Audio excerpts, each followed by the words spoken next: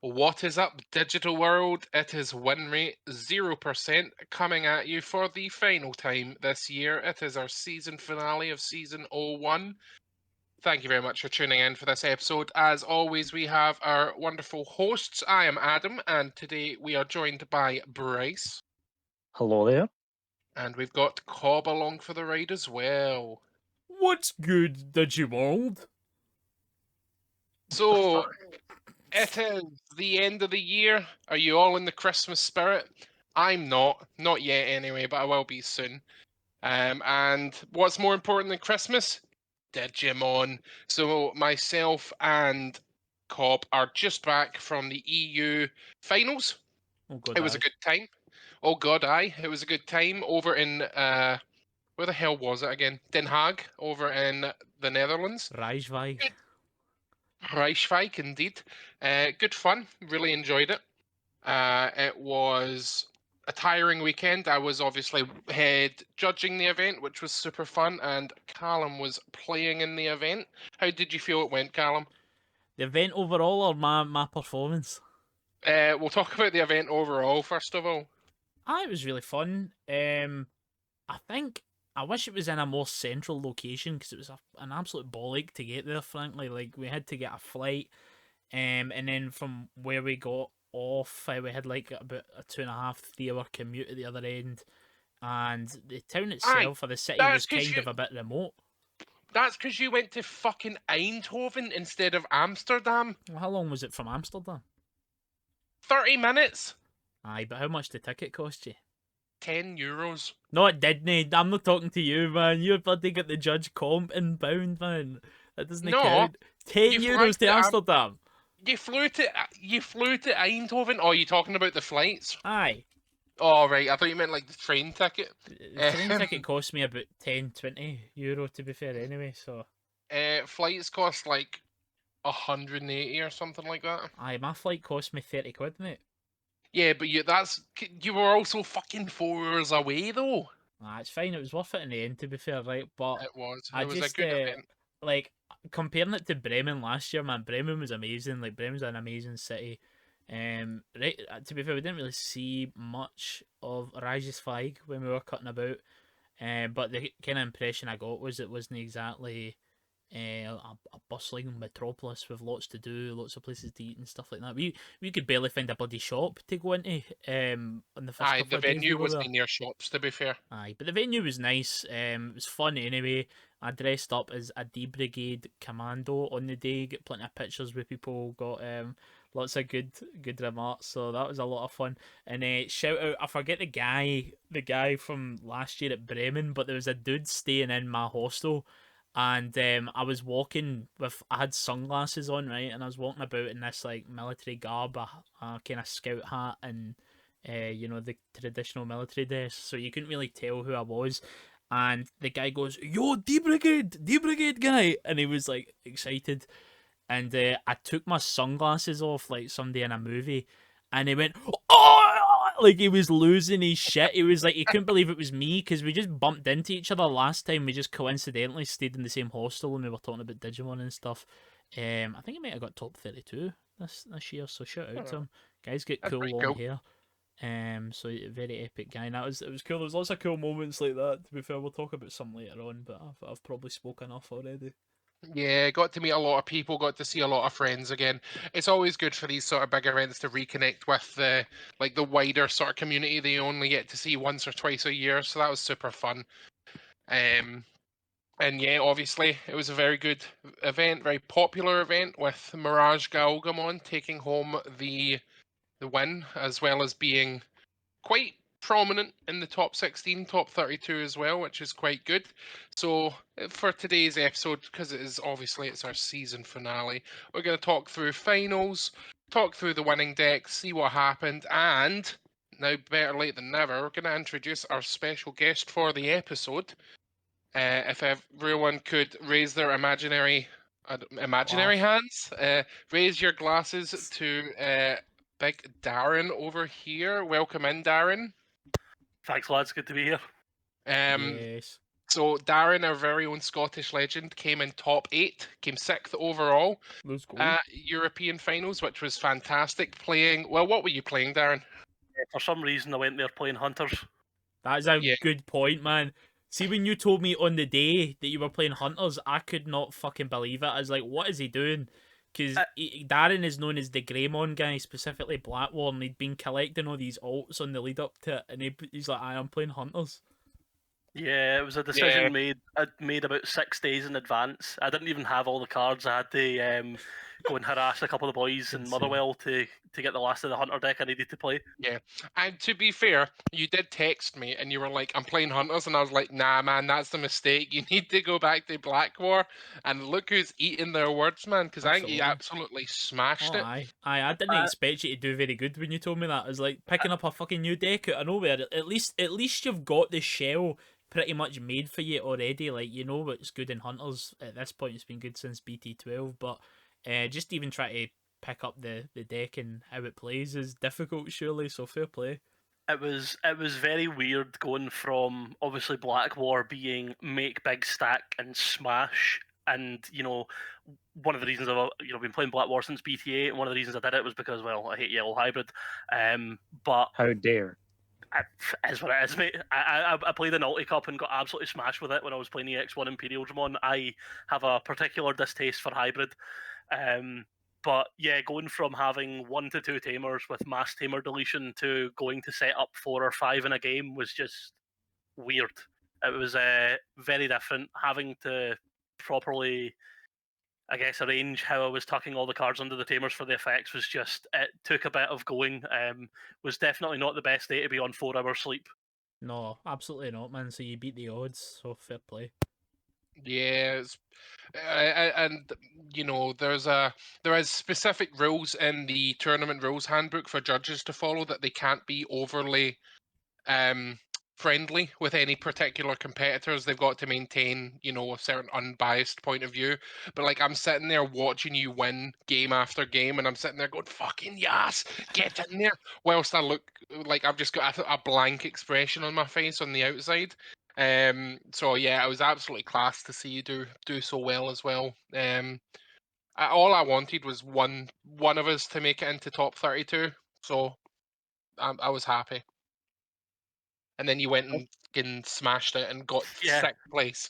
I absolutely defied belief for me. Like when I walked into this, I was like, oh yeah, let's get my participation. I was like, these tamer packs are absolutely fantastic.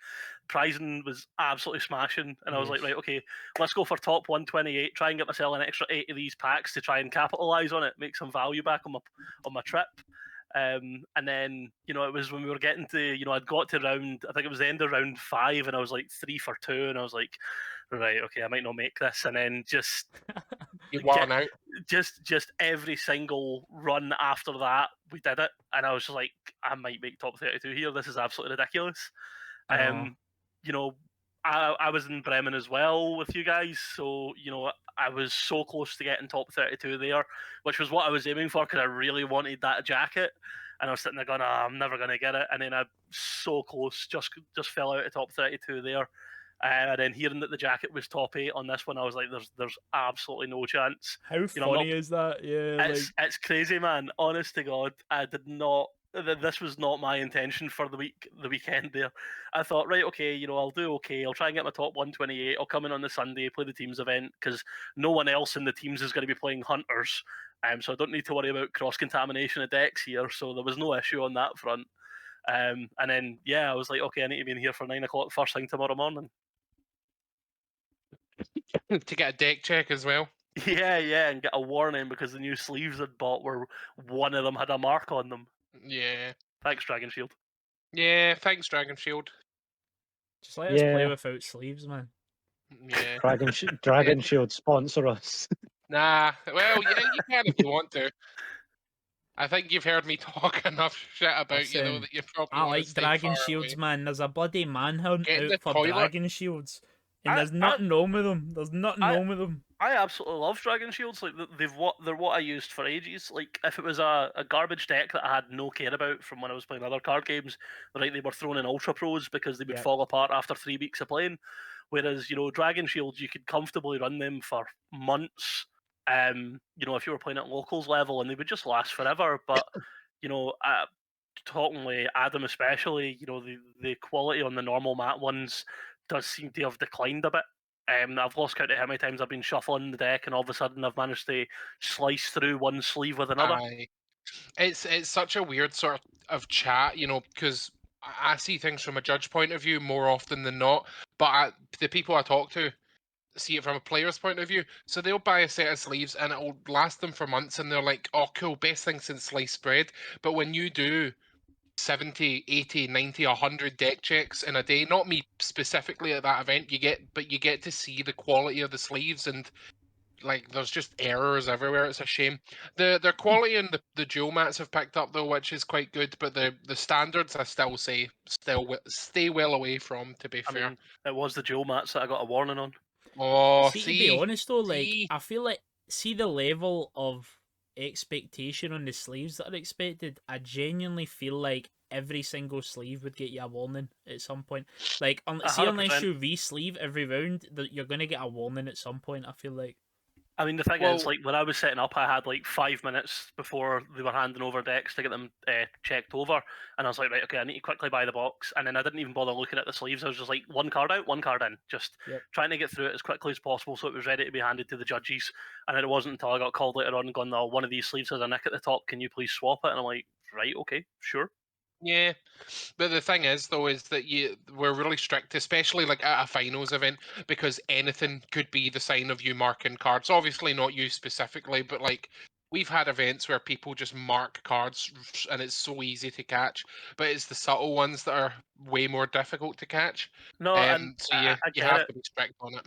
Yeah, I mean that's the thing. You know, I was sitting there going, "Well, I've made top 32. I'm not really going to argue over one sleeve being a bit off." Nah. You know, at that point, I didn't really care about the fact that my sleeve was dodgy. Yeah. The thing is, though, and I don't think a lot of people know this, but if you make Top Cut, you're expected to re-sleeve your deck with Aye, new sleeves. that would make Like, sense. it's not taboo. Like a lot of people think, oh, if I touch my deck in any way, they'll know and they'll come for me or something like that. But like, no, like you've made it to day 2. It's technically a new tournament from that point on, which is just single elim. If you change your sleeves, that's absolutely fine. Please change your sleeves. It's better than you showing as a 9-10 hour days worth of sleeve shuffling, especially if your opponent picks up your deck to shuffle it, which they're allowed to do, and then they just start fucking ruining your sleeves. Yeah, fortunately, my opponents were not that bad. There was a couple guys that did shuffle the deck, but they were, you know, decent with it. If anything, I'm glad I didn't take my Black War because I would have been worried if there'd been somebody that decided to riffle shuffle my deck after Somebody I've. Oh doing no, the that's fucking magic tricks with the deck, mate. Yeah, Stop, absolutely not. please. if you shuffle your opponent's deck, it should only be a mass shuffle. If they try to riffle shuffle, you call a judge because that's destruction of property at that point.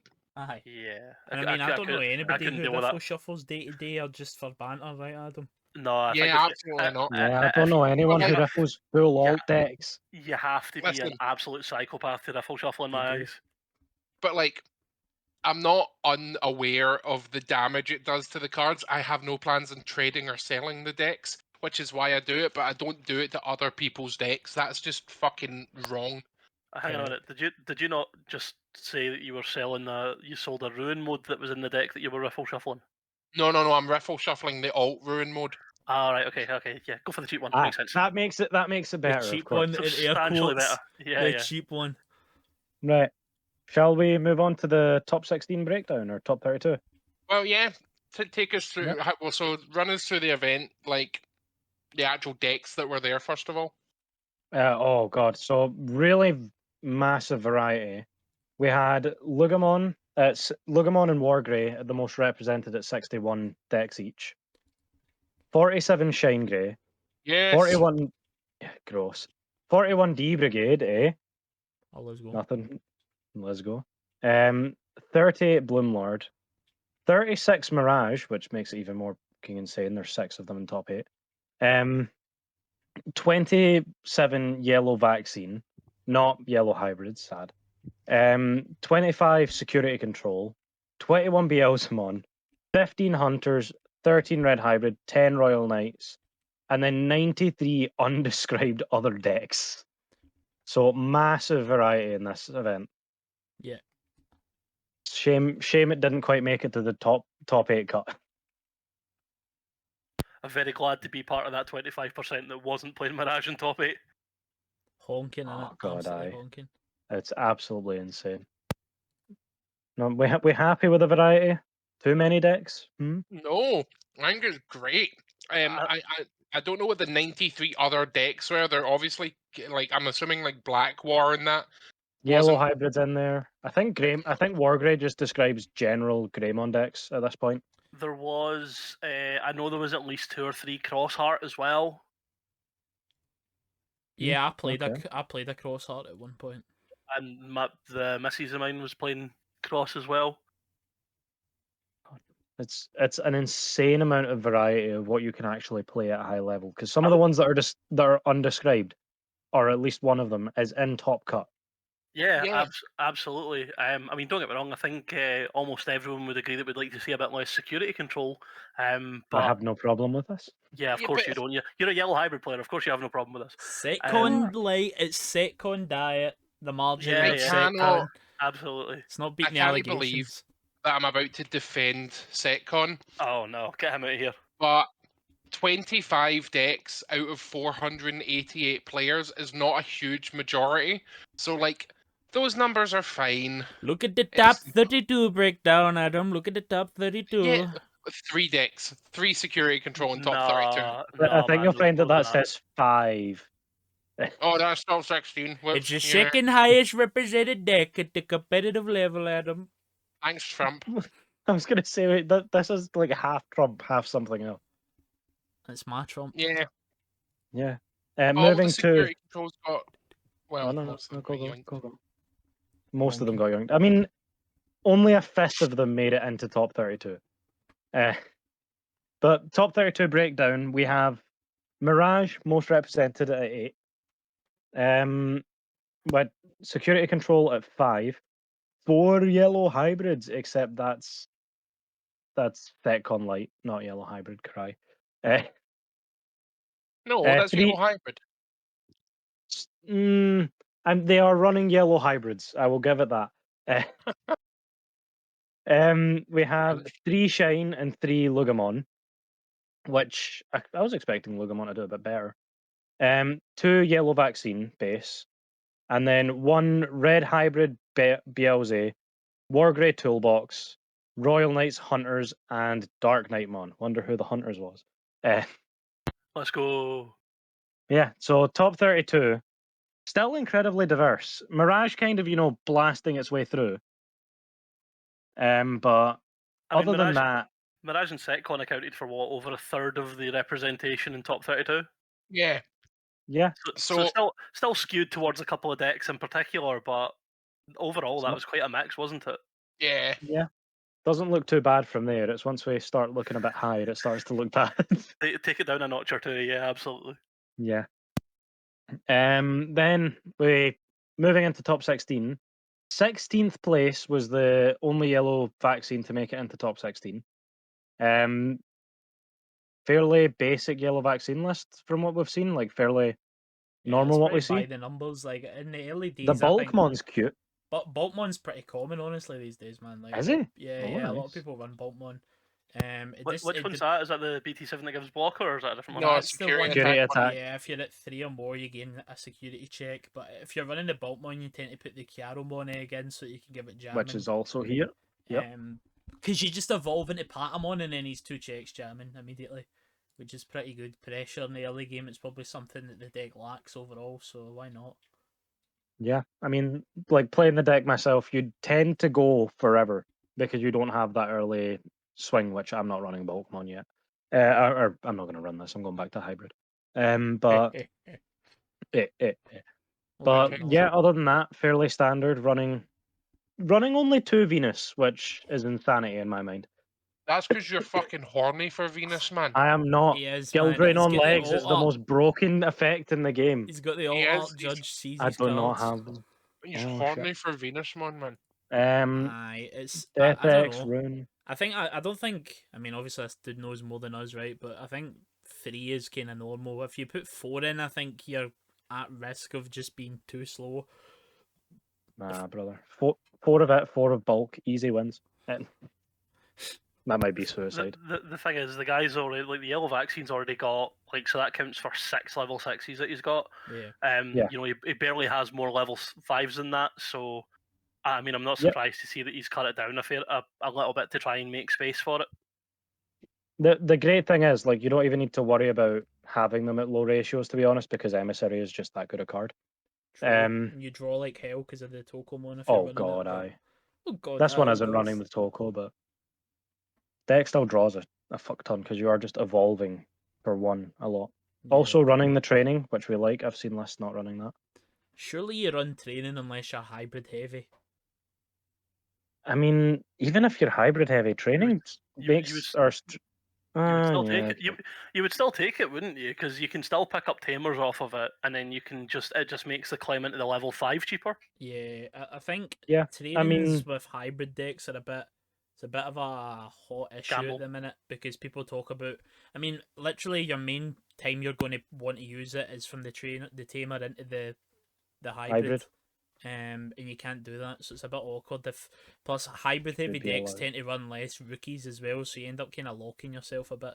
Yep. But you know they are good, and they still find the Tamers and the Digimon, so it's not the worst thing, surely. Mhm. Any thoughts on the deck, Adam? I mean, I like it. I had a Nice. go at playing. Stop eating. I'm eating. Fucking Shut up. munching I in had our a ears. I had a go at playing Yellow Vaccine when I was over there, and I decked out, which seems to Oh, be a common Jesus. occurrence for Yellow Vaccine players, because you just do so much and nothing happens. So I was like, the deck's fine, but I'd rather just play Shine Greymon and win in 3 turns, or dead draw completely, knowing my luck. Win But or lose. Aye. yeah, I it's will. good. It's pretty good. I do I like like it. the rapid mon, and like if your opponent hard drops or like casts something or whatever, if they give you 4 memory, you're like cool, Magna Ace into Venusmon on your turn, like GG. Mate, they give you 4 memory. You go Magna Ace and to gain 3. Into Venusmon, give them 1. You're at Patamon and they're like, you're at 4, mate, I've just dropped my memory setter. You're like, I'm ending on ruin mode here, brother. Ended on ruin mode with giving you 3. Yeah, I love the deck. It gets rushed down like fuck, but other than that, great deck. There's so many things you can do to stop that, Oh, though, ruin right? mode's a vaccine. Aye, What the you can fuck? emissary into it, man, for one. Yeah. That's Oh, it's fucking disgusting. You do have to rig fair it, and obviously, but balanced. it's not the hardest Fair and thing with balanced. Patamon. Or that Angemon inherit. You just literally go, oh, Patamon, evolve. Here is the guy. But anyway, that's the only yellow vaccine. Lovely to see him in top 16. My colour is back in the game. Yellow Moving Pokemon. on to 15th. Fucking Dark Horse, which makes Dark Literal. Horse. a surprising appearance as Dark Knight. Oh, How the right, f okay. did this get here? Yeah, I was I making a don't little. know, right? See that new promo? I actually looked at it and I thought, that's kind of boss. Why does it evolve for 3? But But you it's don't just It's evolve. a mean. Digicross deck, mate. No, but the new promo, you can't digicross it. It's just a Skull Knight that you can play 4 to hard drop or pay 3 to Evo with.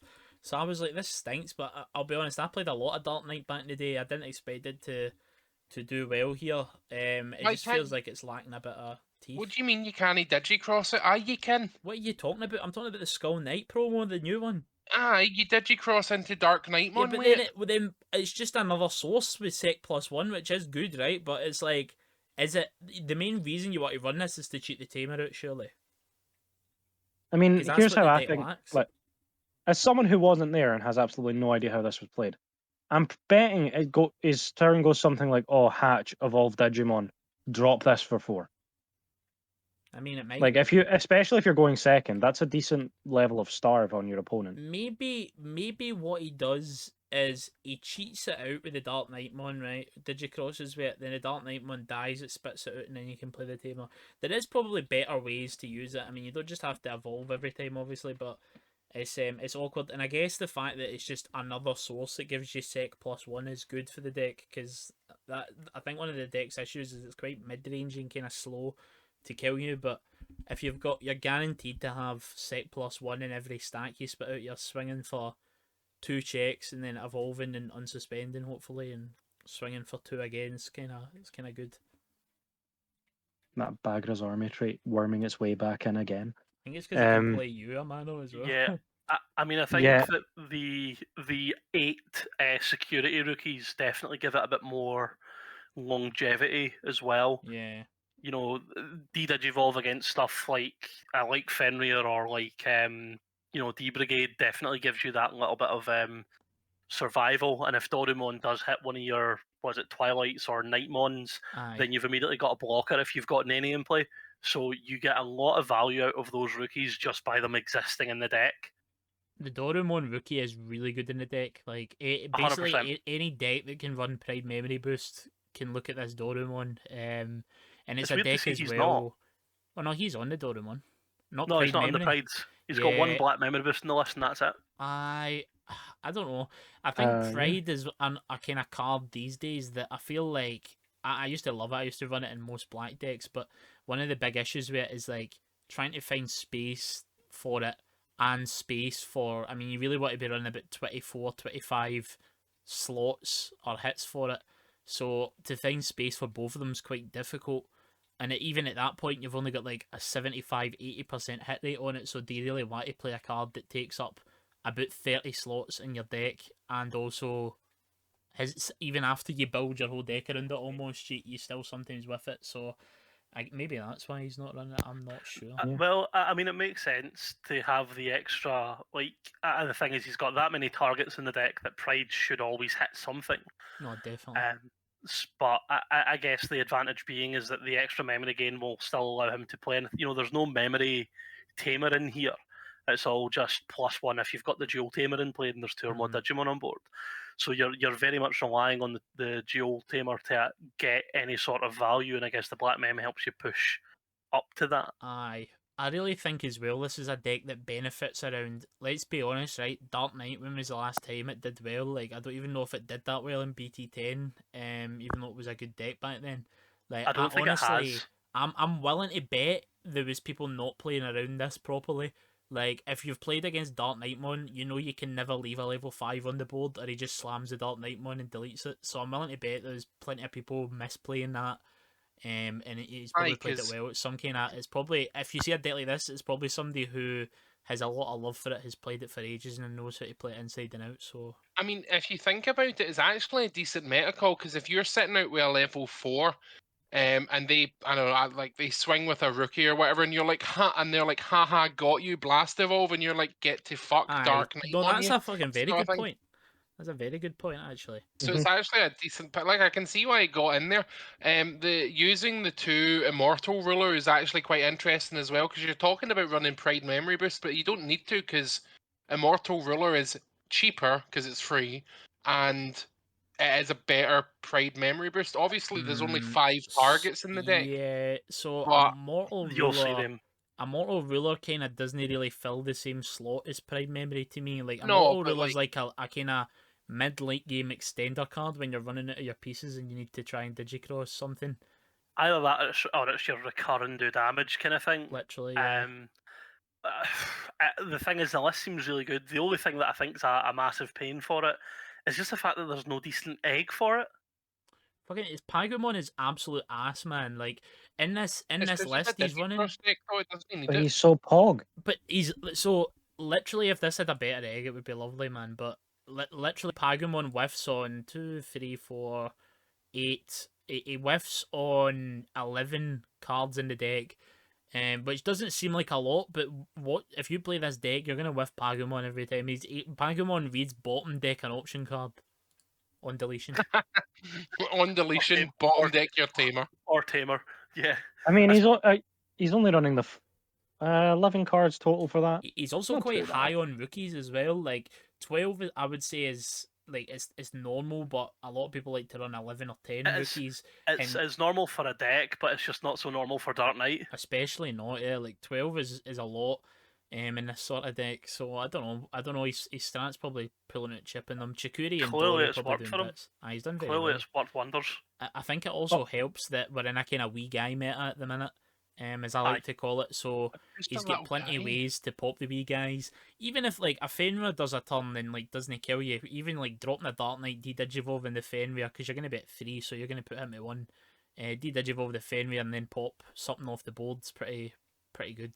And make a blocker that spits out a blocker that also pops another wee guy when he comes out. So, aye. Also, we are in a very tamer heavy format. Every deck has a tamer. Some of them live and die by their tamers. Yeah. And Dark Knight Ex Ante destroys their tamer to restand. Yeah. I suppose the thing with it though, the biggest issue with at least what I've seen from the BT14 stuff, is that most of them go, I'm just going to play my tamer for the hell of it, or I'm going to tuck my tamer under from trash. Aye. Like look at Fenrir for example. Like Fenrir is one of the reasons I thought Blackboard just wasn't going to do enough. Was yeah okay I can delete 2 AGs, but then they just go okay, I'll promote Luga and stick it back under from trash. So if anything, I've just given them an extra memory through a different method. Yeah, it makes me laugh that rookie. Like, oh wow, playing a tamer for 3 man, that's a pretty crazy effect. It's like in order to gain a memory, like brother, can you not just take the tamer and be happy? No, Never happy, mate.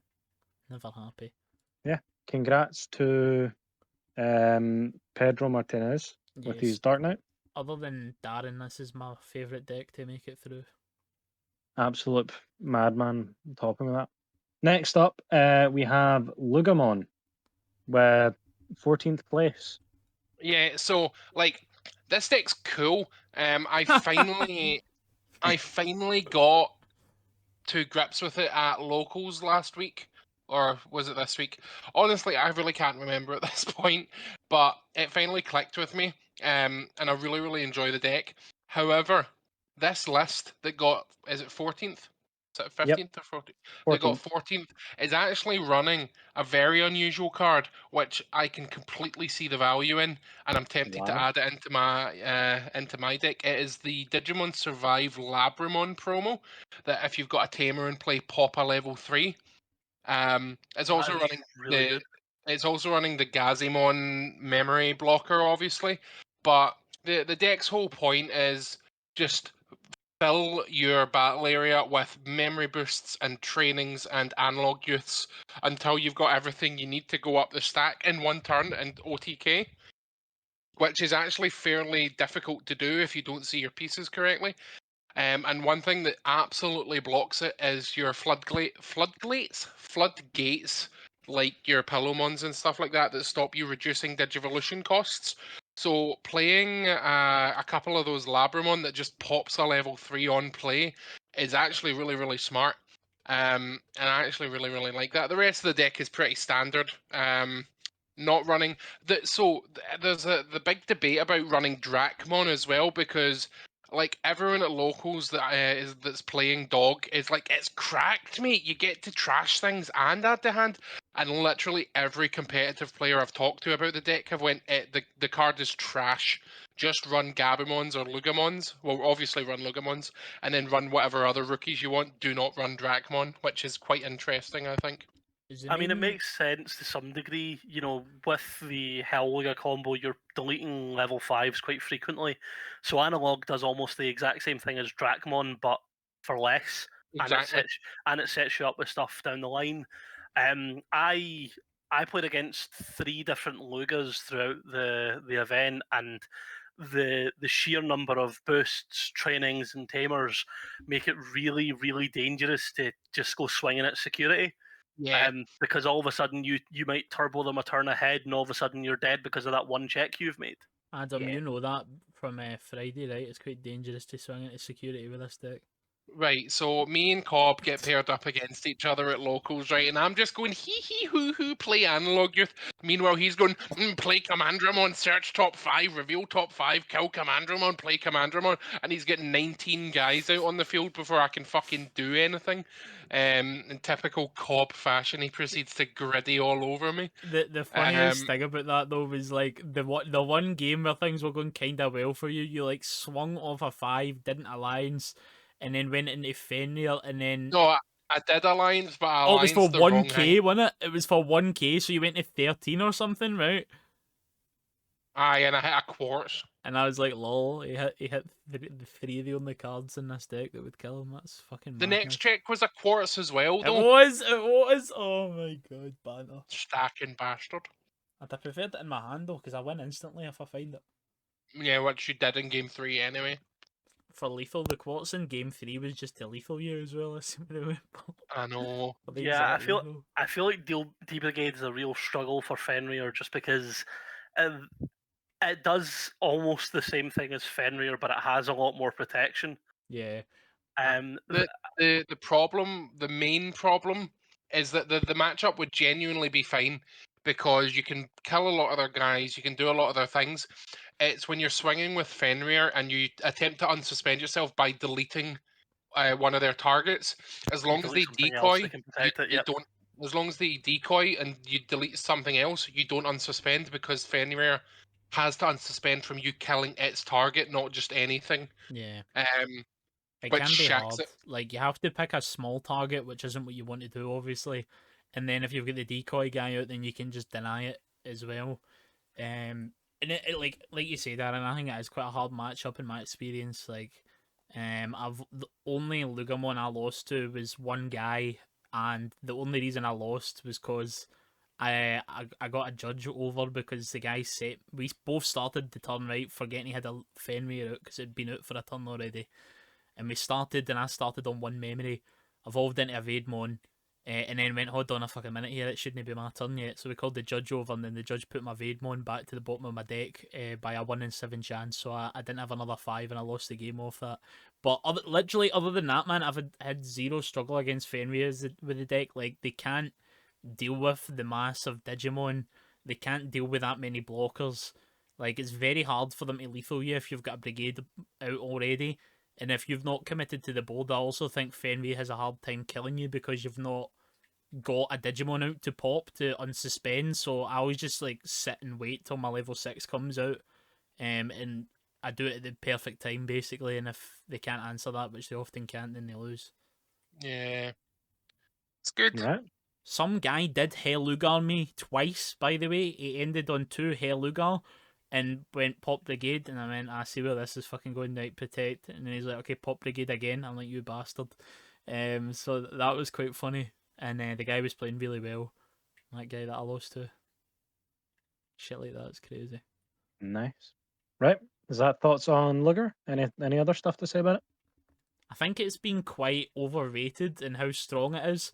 Like, everyone was Yeah. expecting it to be the number 1 deck, and it's literally had the number 1 most plays out of everything here. And what, there's like See, one in top 16. what I will say is that when the deck does go up against it, I think its worst matchup is D Brigade 100%. But against everything else, I think it's got a fair representation. But I was playing; it was the same locals that you were playing me cop. I think I was against. I was against Blue, something Blue. Nile, was it, playing Mirage? It may have been Mirage or something, and I got 3 turns for free because I'm not talking about like passing turn and him doing nothing. I went into a Hell Lugar. I went into a Fenrir to give myself the extra memory. Aye. Went into a Hell, popped it, went past turn, analog youthed it back to my turn, went into another Hell Lugar, and no, Right. played 2 Hold more on, analog man. youths, Hold on played a minute another Hell here. Lugar. So does Lugar not pop and end a turn phase? It does. Aye, so then the turn doesn't end, right? The memory gauge goes back to 0 and the turn doesn't end. Yeah, but it's already dead. Right, but in my knowledge, I could be wrong on this, right? You're in end turn phase, right? Let's say they're on 1 memory and you've got 2 analog youth in play.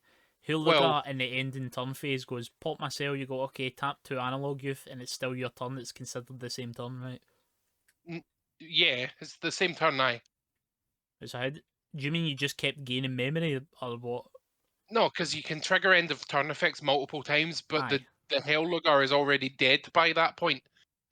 So you trigger end of turn, kill Hell Lugar, analog youth yourself back to your memory. I've done it twice, and kept getting the memory back because I played more analog youth, Oh, I and see, okay. then chimera'd him. I thought and you went meant into another like Fenry. I thought you were saying like right. I passed turn to him and then instantly skipped his turn like 3 turns back to back. I was like, you can't do that, man. Surely. No. But like, I think he won that game anyway. No, he didn't. But he was just like, "How have you just got 3 turns out of that?" And I was like, "Yeah, it's a bit shite. It's busted when it works, which is basically every good deck." Aye, I genuinely think it's just a deck where the line is really good. It's like, oh crap, I have to see this line or else my deck is mid. Like I have to find exactly Lugarmon, Soul Lugarmon, and Fenrir, or else I'm doing Yeah. nothing. And to in a game like Digimon to find these specific cards can be a bit awkward and annoying. So I think it just Aye. needs the extra But line really before it's going to go crazy. we'll get the red Lugamon stuff, or the Yes. red purple stuff soon, which means you can play Delicate Plan, which is great. It's not an EX5, is it that?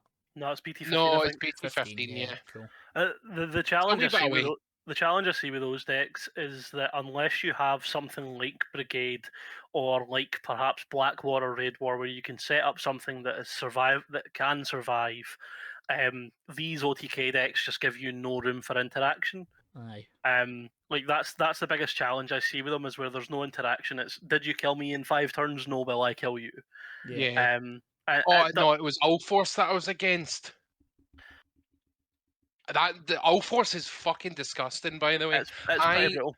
Oh I my god. triggered 2 Hell Lugars, a Fenry pop, and something else. I tried to delete his Allforce 4 times, and it didn't work because he kept giving himself evade and protection and unsuspend. I was raging, Yeah, all Force is a greedy deck, man. and then it died. It's the deck's absolutely silly, especially now with the new blue egg. Let's give your all force jamming when it's swinging Everything 27 jamming. times. I remember I was playing against one of the boys at locals with it, and this was when I was playing Black War, and I dropped Hades Force and deleted, I think it was the full 13 cost of Tamers, and then he just saw 3 Rena back to back, on the one all force recovery and just smashed for game. I And think even now, with the addition of like the Joe Tamer, like they can just go, right, strip that protection effect, then bounce your guy. it's just absolute agonizing, man. It's horrible. stinking. Like I think everybody has bad stories of playing against an All-Force where like on turn 3 they just happen to pop off so bad there's nothing you can do about it. It's just stinking blue decks, man. We're It is biased against stinking blue blue here. decks. It is You stinking do hate decks. blue. We do. You Adam, do. you You're a hated. blue- Hold on a minute here. I just remembered something. Adam, what color do you hate the most in Digimon? Apparently, Blue? you did used to say another color. What was the other color you hated most? Listen, right. Was it Listen. purple? We can talk about this. I thought it was purple, Adam. Did you not say you hated No. purple really badly? I hated Lilith Loop and security control. I didn't hate purple. Well, Judge, pull up the quotes. I've been talking playing about your purple favourite for a while. deck. Listen, no Rolling at the matter next person. what I'm gonna say something that puts me on top. We all know this. Even the viewers at home know this. Let's just move on before I say something yeah. stupid again. Moving on from the hypocrite. The next deck I'm a is, in hypocrite. fact, security control and the 13th, I think. Boo, So Owens. all boos and joking aside, this is the most beautiful mess I have ever seen. What the are you fuck talking is going about, on here? bro? What you, that My is... guy, we have My guy. Schwarzler. Right. I can't even pronounce it. Schwarzlersatz has been a Schwarzlersatz Setcon back. classic, right? Because Nah. it's the only good board wipe that Setcon can play apart from Death X. Thing fell off like mad, and now it's just back here, and I'm loving it. It's because it's We got Wee the Guy attack format. retreats. It's been Wee Guy format, but it's not going to be Wee Guy format anymore because the whole format in the top 16 was bloody Mirage, Darren Hunters, Mirage. So we're probably going to go back to big stack format now. We have 21 option cards. 21. The thing is, I might have this isn't a miscounted slightly. deck, Give me like, one wee sec. I love this though. That's fucking class. Yeah, What are you saying, 21. Darren? Like this isn't a deck. Like the dude's just thrown. You know what would be really fucking annoying to hit in security, and he's just thrown them all Yeah. together. That And is he's like, sick. I love it. He's like, does that count 50? No, but let me find some cards that can recover and board wipe. Like that's basically what the deck is. He's away into his Um, bulk for the one copy of Schwert's Lersa. It's like, aye, that works, man. Get that in there. That'll pop Fenrir's board. Oh, I saw a Swarzler Shats. I don't know how to say it. I saw a Swarzler Shats get wipe a Commandrum on board at some point, and the guy was fuming. Listen, I Oh, wouldn't that's care, mate. I'd beautiful. go like that. Decoy, play Decoy, another aye. one, play another one, play another one, then we go, whatever, man. Don't care, do it again. And then he goes, all right, so gain 4 memory. And then I'd go cry. True. All But joke no, aside, I'd love to see how Deep Brigade does against this list, because other than like, I actually think the fact that it goes wide as hell and has protection on the big guy can kind of save you from a lot. I mean, other than the Minus Gallant one, I 15k. could probably build this for you. No, because you get Wyvern's Breath and then you're dead, mate. Aye, but to be fair, he only runs the two. boy is running 4 decks. I know, but even see, to be honest, Dex is overstated in how bad it is against D Brigade, right? Dex is literally like that. Okay, turn your 6 into a 5, and then like kill some guy, and then make a big 15k. Like honestly, the fact that like board wipes isn't even that big a deal, because if you're playing D Brigade right, you should I don't even You should think be it's playing that so around it. much, Cobb. I think it's more the fact of you play Death X for free because you've managed to stick 17 bodies on the board. And then it goes, right, okay, remove the Do it guy that's again. giving you remove the guy that's giving your board blocker. No, that is Yeah, true, just right? de-digivolves the blocker off of it. That is true. Cool.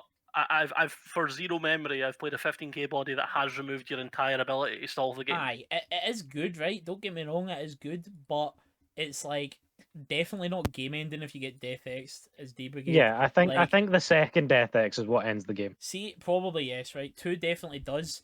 The guy who got what was this, the bottom tier guy, the guy that got 13th was playing 4, everyone else was playing 2 and 3. The bottom tier guy, that's The harsh for a the top lowest 16. guy, the lowest guy who placed was playing 4, right? Everybody else was playing less than 4, but just wanted to say, like, every time I get Death X, all I do, I have no way to out it. All I do is just play through it and I win. Anyway, literally don't think I've ever lost to a Death X with D Brigade. I'm pretty sure I've seen you do that, but okay. In fact, when we were first testing Yellow Hybrid, before the set fully released, you lost to a game to Death X. Mate, that was months ago. That was before the set dropped. Didn't count. I can confirm that he just plays through it because I did it to him and he went, "He who 19 new bodies swing for game." You do just play Adam, through that's it. because he just scuds you, it seems. I've Well, never heard a Cal's story of you I'm his scudding bad Cobb. luck charm, man. I love it. It's so No, funny. but Cobb's a better card game player than me, so like I lose to him all the time. It's fine. But Adam, you need to set a better benchmark than that. Come on. I know. I only Listen, got no, 1, ju- 2, 4. I I only got Judges have a 124. I rep can't to be that teach. good. Mister loses with Shine to Gallantmon twice. yeah, but I got Master Championship runs. I'm happy. So did I with said Gallant. This is the classic bit of banter, by the way, guys. If you're knowing the Glasgow scene, I everyone knows that Adam lost to Gallant, man. Everybody knows it. I didn't, in the but store chat. that's good. It's 'cause no, you're I a keeper lost of the scene. twice. I lost at locals to it as well, mind, and then that guy that I didn't know proceeded to slate me. Absolutely dogs abuse from the boy. I know. I'm like, who Good. are you? Good. Not good. Not good. We Right, don't like toxicity, folks. We do not. Moving on from set control. Next up, we hate set control, aka Red Hybrid, the complete opposite end of the spectrum. Much respect, Ah, man. this Everybody's is going to Red swap Hybrid. to this shit now because it beats Setcon and also can pop wee guys for cheap. So I think the Can hate deck's this. solid. It's one of those ones that just it's similar to Luga, but it's where you've got zero interaction with it unless you're playing one of like 3 decks. Shout out to Dark Knightmon, I guess, for one of those examples. Where you can just body your opponent very quickly. The Yeah. one Metal Greymon Ace is a very interesting tech. that's I sussy. think that's genuinely the first time I've ever seen someone run the card. And the only time. Yeah, probably the last. I saw it in Well, it makes sense, another. man. There was another guy that was playing it in Red Hybrid, and can it have been Red Hybrid in the Alt Cup? Maybe I'm chatting shit, man, because I don't think Here, though, Red Hybrid's playable in Alt Cup. It does make sense. You end on a 4 a lot of the time playing hybrid. So like Blast Evolve for 3 and kill something, it does make sense to run it as a one-off. And even then, you end on your level 4's normally like 10, 12k anyway. So Aye. it's not like it's usually dying in security. Nah, that's one of the Yeah. big issues with Red Hybrid, because you kind of want it to die as well, but in the event it doesn't, you're like, ah, shit, what now? I guess he swings again. I feel like which is Red valued, to be Hybrid fair. is one of those decks that's just not problematic. Like, no one's got a big complaint with it. When it wins events, they're like, oh, good for you, Red Hybrid. You've not I played just- against Shek enough, mate, to say that. If you'd played against Seconded. Shek more, you If would it comes know. to locals, I'd play against them. You would, but He's he too busy doesn't. playing One Piece. He is. He's too busy with the One Piece. The better pieces game. as Let's go. well. That's some Shantar right there. That is Let's move on. Shantar. It's just the truth. But Set nah, five, it baby. is one of these decks. Like, honestly, it's like quite slept on. I always think it's been kind of slept on. Even in BT12, it was slept on, I think. But it's just aggro. Hopefully, win on turn 3. The guy's on 4 Gravity Crush, which is mental. Like, the card is insane, but how many hands does he brick running his 4 Gravity Crush? Yeah, What do you maybe mean, not. bro? You And play 3 8 Atomic of them? Inferno makes me cry as well. But it's like Shek said this at one point, so it does make sense. He said Gravity Crush is the card that wins you games because it helps you just do disgusting stuff that Aye, you 'cause really it shouldn't be gives able you to get 2 away with. memory, and that's the exact amount you need to evolve into a hybrid. Aye, That's- that and it's also enables you to go Atomic Inferno, Atomic Inferno, Atomic Inferno, Gravity Crush, and then you do use it for your hybrid. You swing with like a 4 for fucking 4 checks or whatever, and then you just hybrid them because you've chipped them down to 3 or something already. But it's also, I feel like it's a hard deck to keep down. Like, see, once they've lost their stack, they've never truly lost their stack because they've got that Warping Takuya on the board who just generates a giant man. as long as they have that 3-cost Takuya. Do you think they'll ever print a hybrid with Blitz? They have No. done. Is that Or, was well, the, not was the other not one Emperor- that comes off a tamer. Not Yeah, one I that comes like off a the tamer. Emperor Greymon, mate. I was going to say, No. is the other Oh. Emperor Greymon not a Blitz? He I mean- does. Oh, well, aye, does. technically, yeah. He warps up and he blitzes you for 1 check, but this has been omitted in this list because I don't know how often it comes up. Probably doesn't come up enough to warrant running the one-off Emperor Grey. And then I hate one-offs as well in decks because you're like, okay, this could win me the game here. Every time it could win you the game, it's not in your hand, and every never see single it. time It it does depends nothing, on it's in your how- hand, and you wish it was another card. It depends on how well the deck draws through itself, because if it's a one-off like option card, but you see 10 cards a turn, then you're fine. Well, I Red think Hybrid does draw, but not that much. The new Coromon definitely gave it a massive improvement for that. I think like it's definitely given it that boost to guarantee draws even with rookies. Yeah, I kind of love that Coromon because I think everyone read it and went, well, this isn't that much better than Greymon. It's like almost just worse than the other Coromon, so we're not going to use it. But every other red deck ever went, oh, yippee, give me that, please. It's used in Rookie Rush, the new Rookie Rush as well. Yep. Aye. I mean, every red deck will run this because, like, every kind of more low to the ground red deck will run it that doesn't have a better, like, tribal option. I would love this in black, man. Can we not have this in black? Black has been absolutely No, black slated gets- for eggs, man. Black It's gets fucking absolutely ridiculous. fuck all. You don't get an ace, you don't get eggs, you don't get anything. It just reminds me of BT3 when I was sitting here going, hold on a minute, there's no playable black decks. What the fuck's going What on? are you man? talking about, man? Kapurimon? Craniamon, let's go. Craniamon, I wish that was playable, man. That was cool. Oh, Craniumon's my favourite Digitama. That was one of the first decks I made was Craniamon, and also the bloody Same. black reboot deck back in the day as well. That was You probably my loved two big black favourite. blockers. I did. I tried to make it work so many times and it never worked. Sad. Just skill diff. Fucking Not colour skill off different, the Bandai. card diff. Nah, Literally. skill diff. Just be better. Anyway, Right. what are we on next? Moving on from Red Hybrid, we have it. It's back. You all hate it. I don't care. Yellow Hybrid makes it in at 11th place and don't hate slightly it. later on. I Yeah, do. you don't hate it. I Everyone hate in the it. community hates I it. hate it since I Um, realised it's just Setcon Light. The version No, you've this been this making, isn't the Bryce, Setcon works. Light one. This isn't the Setcon Light one. The one in So, 11th. Yeah, the one in second's the Setcon Light one. We'll get Homie, to that it. shit got 1, 2, 3, 4, 5, 6, 7, 8, 9, 10, 11, 12, 13 things off the Are you stack just that can counting kill at you. this point? Well, I was Okay, counting the but amount of things that it kill you off also the stack. has- aye. Numbers with Cobb. 8 hybrids plus 7 tamers that can swing. So I absolutely adore this list. It is fucking hilarious. And if that's not enough aggro for you, we have Ukamons as well. Yeah. I'm Yeah, fine with it. I like I it. would say none of that was aggro. It's all control because hybrids are used to piss people off by going, I now have 10 memory, evolve swing, evolve swing, evolve swing, evolve swing. Listen, I will And it is never. beauty. I will never be happy with a deck that runs more Tamers and option cards than it does Digimon. It's got 22 Digimon in the deck. Then That will never bring a just do smile on my better. face. I mean, it's running less tamers than your old hybrid lists. It's only got 12 opposed to the old 14. 12 is a huge amount still. Like, Yeah, it's still a lot. Also, maiden mode. This card was busted, and then they went, but what if we got rid of the only good 5-cost option? Then this guy decided, what if it was good again? this guy I said, love what it. if I just draw the 5-cost option every time? Yeah.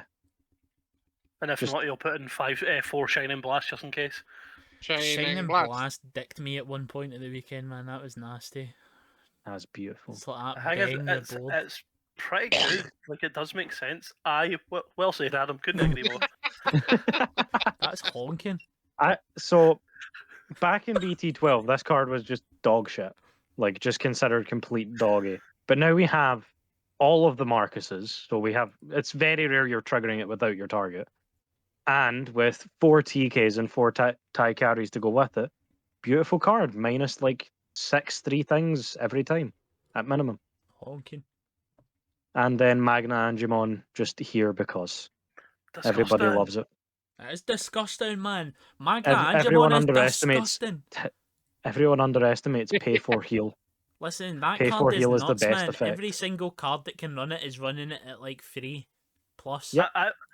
I played against. There was a guy I was playing against in one of the. I dropped out for one of the little 8-man pods. There's a guy I was playing against that was playing security control with Reapers, with like Mother D Reaper. Oh, Harley. I was gonna say No, that. no, a good player.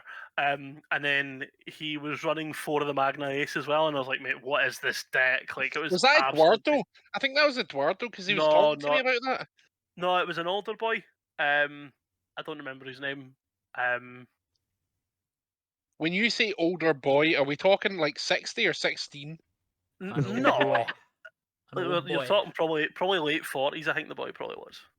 The You boy? keep saying boy, The but boy. he's older than you. Bryce is a boy. I am not a boy. You are compared to Darren and Adam. I mean, Yeah. No, Like, Just don't because look me Darren's in. twice my age now. Don't fucking look me in with that old fogey.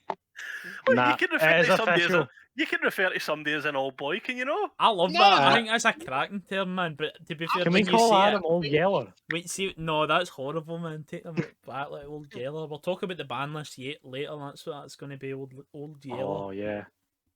Also, we should probably introduce what Ukomon does.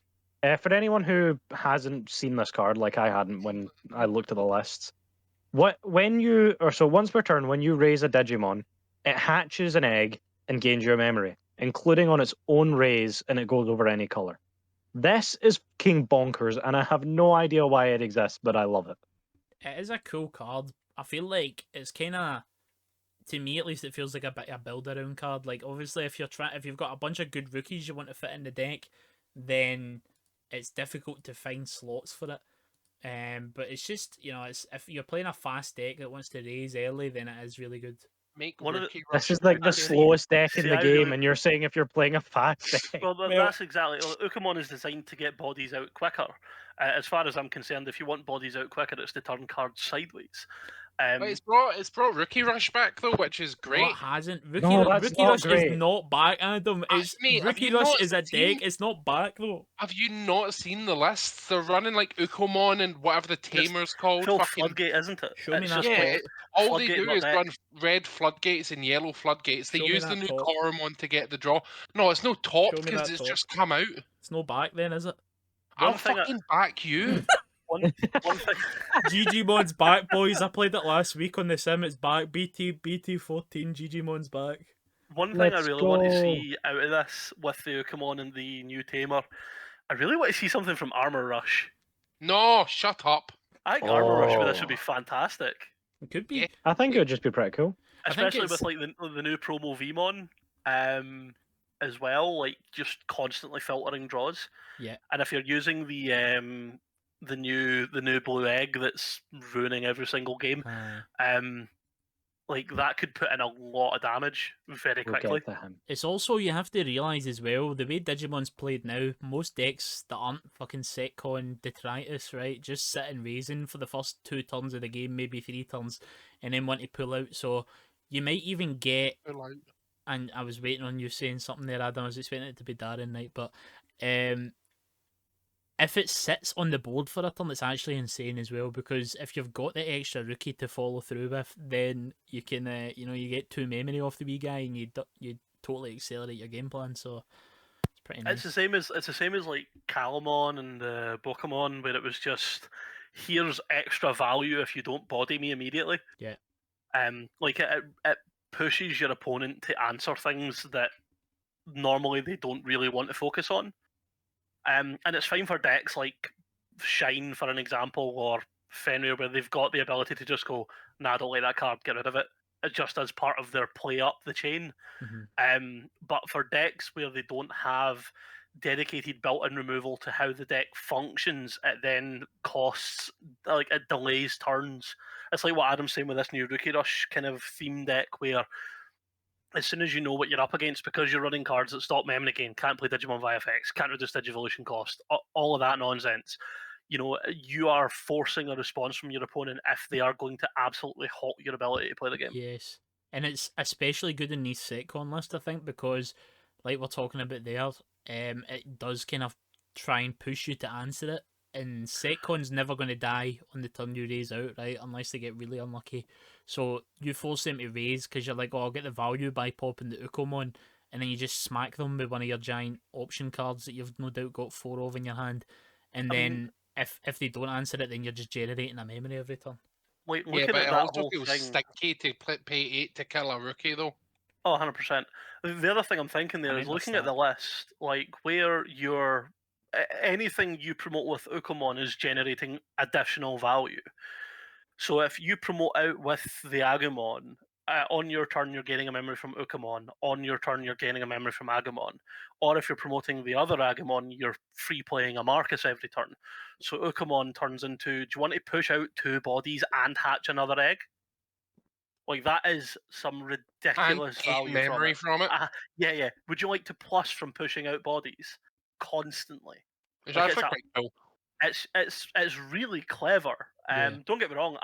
I can't stand security control or yellow hybrid with a passion, but I think Deadwood. the bottom end of it is really clever. I do think it's in a really good design, and shout out to the guy that built it, because it's a really interesting concept.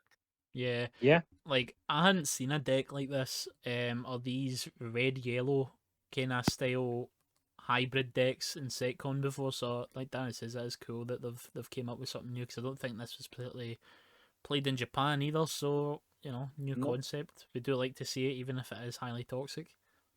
Also, shout out, he's running one of every restricted yellow card, as far as I remember. Get them to He's zero. running one Jet Mhm. Selfie, one Get them to Geograve, zero. one Reinforcing, one Sunrise. Man is going for that list. Oh, yeah. I thought you said options. No, just restricted yellow. Right. For top 8, I'm going to do this slightly differently, because we only have 3 decks. We have Hunters with our man Darren Oh Gibson. god, aye! We have Oh, Yellow Hybrid in second place. And then in 8th, 7th, 5th, 4th, 3rd, and 1st, we have Mirage, which is Hilarious. fucking awful. It's hilarious, but that is honking. just a little callback to the last episode where I said they banned Matt Galgamon for no reason. No, people knew how good Mirage was, right? But what they didn't know is how good it was with the limits. Because everybody knew how in Japan Mirage was like eclipsing Shine Grey once the trainings came out.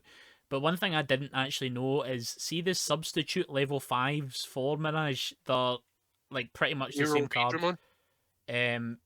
Nah, I don't think, did anyone run Aero Vidramon? I don't think they did, right? Nope, it is There's Zero Money. There is 2 other Mirage Galgamon cards that essentially do a very similar thing. So you're basically, you're limited Mac, right?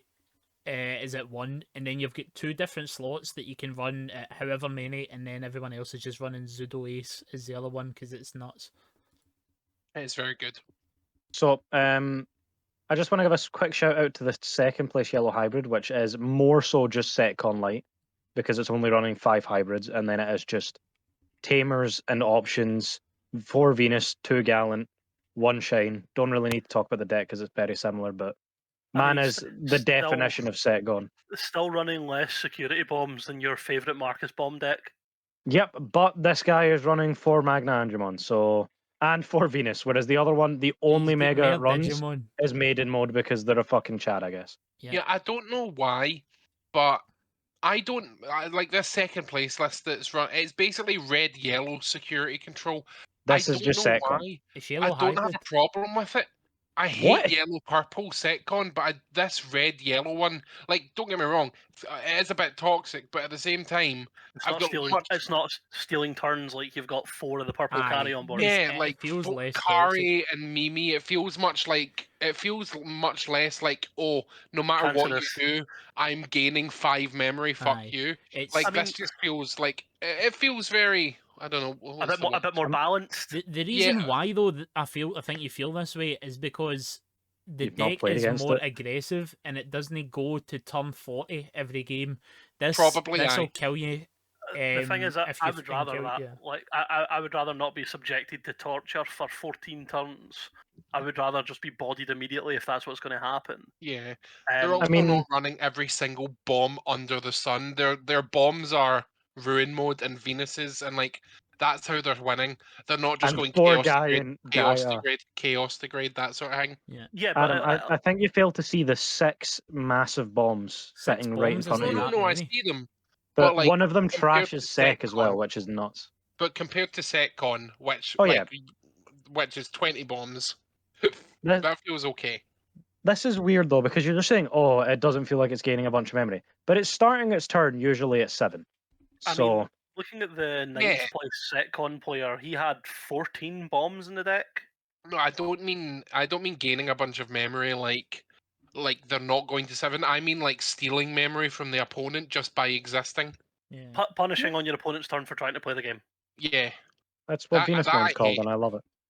No, Venusmon's fine though because you can get rid of Venusmon. I can't get rid of a Chaos Degrade that's sitting in your hand because you're going to pick the right time to use it, and then make me lose 4 memory because you've played, or you've played Mimi for 4 Mimis, so your Chaos Degrades cost 4, which Yeah. is fair and balanced. The other thing Yep. that's good about this though is it's not actually running all that much recover comparatively, right? It's not running 4 Holy Wave. It's not got the broken Setcon option.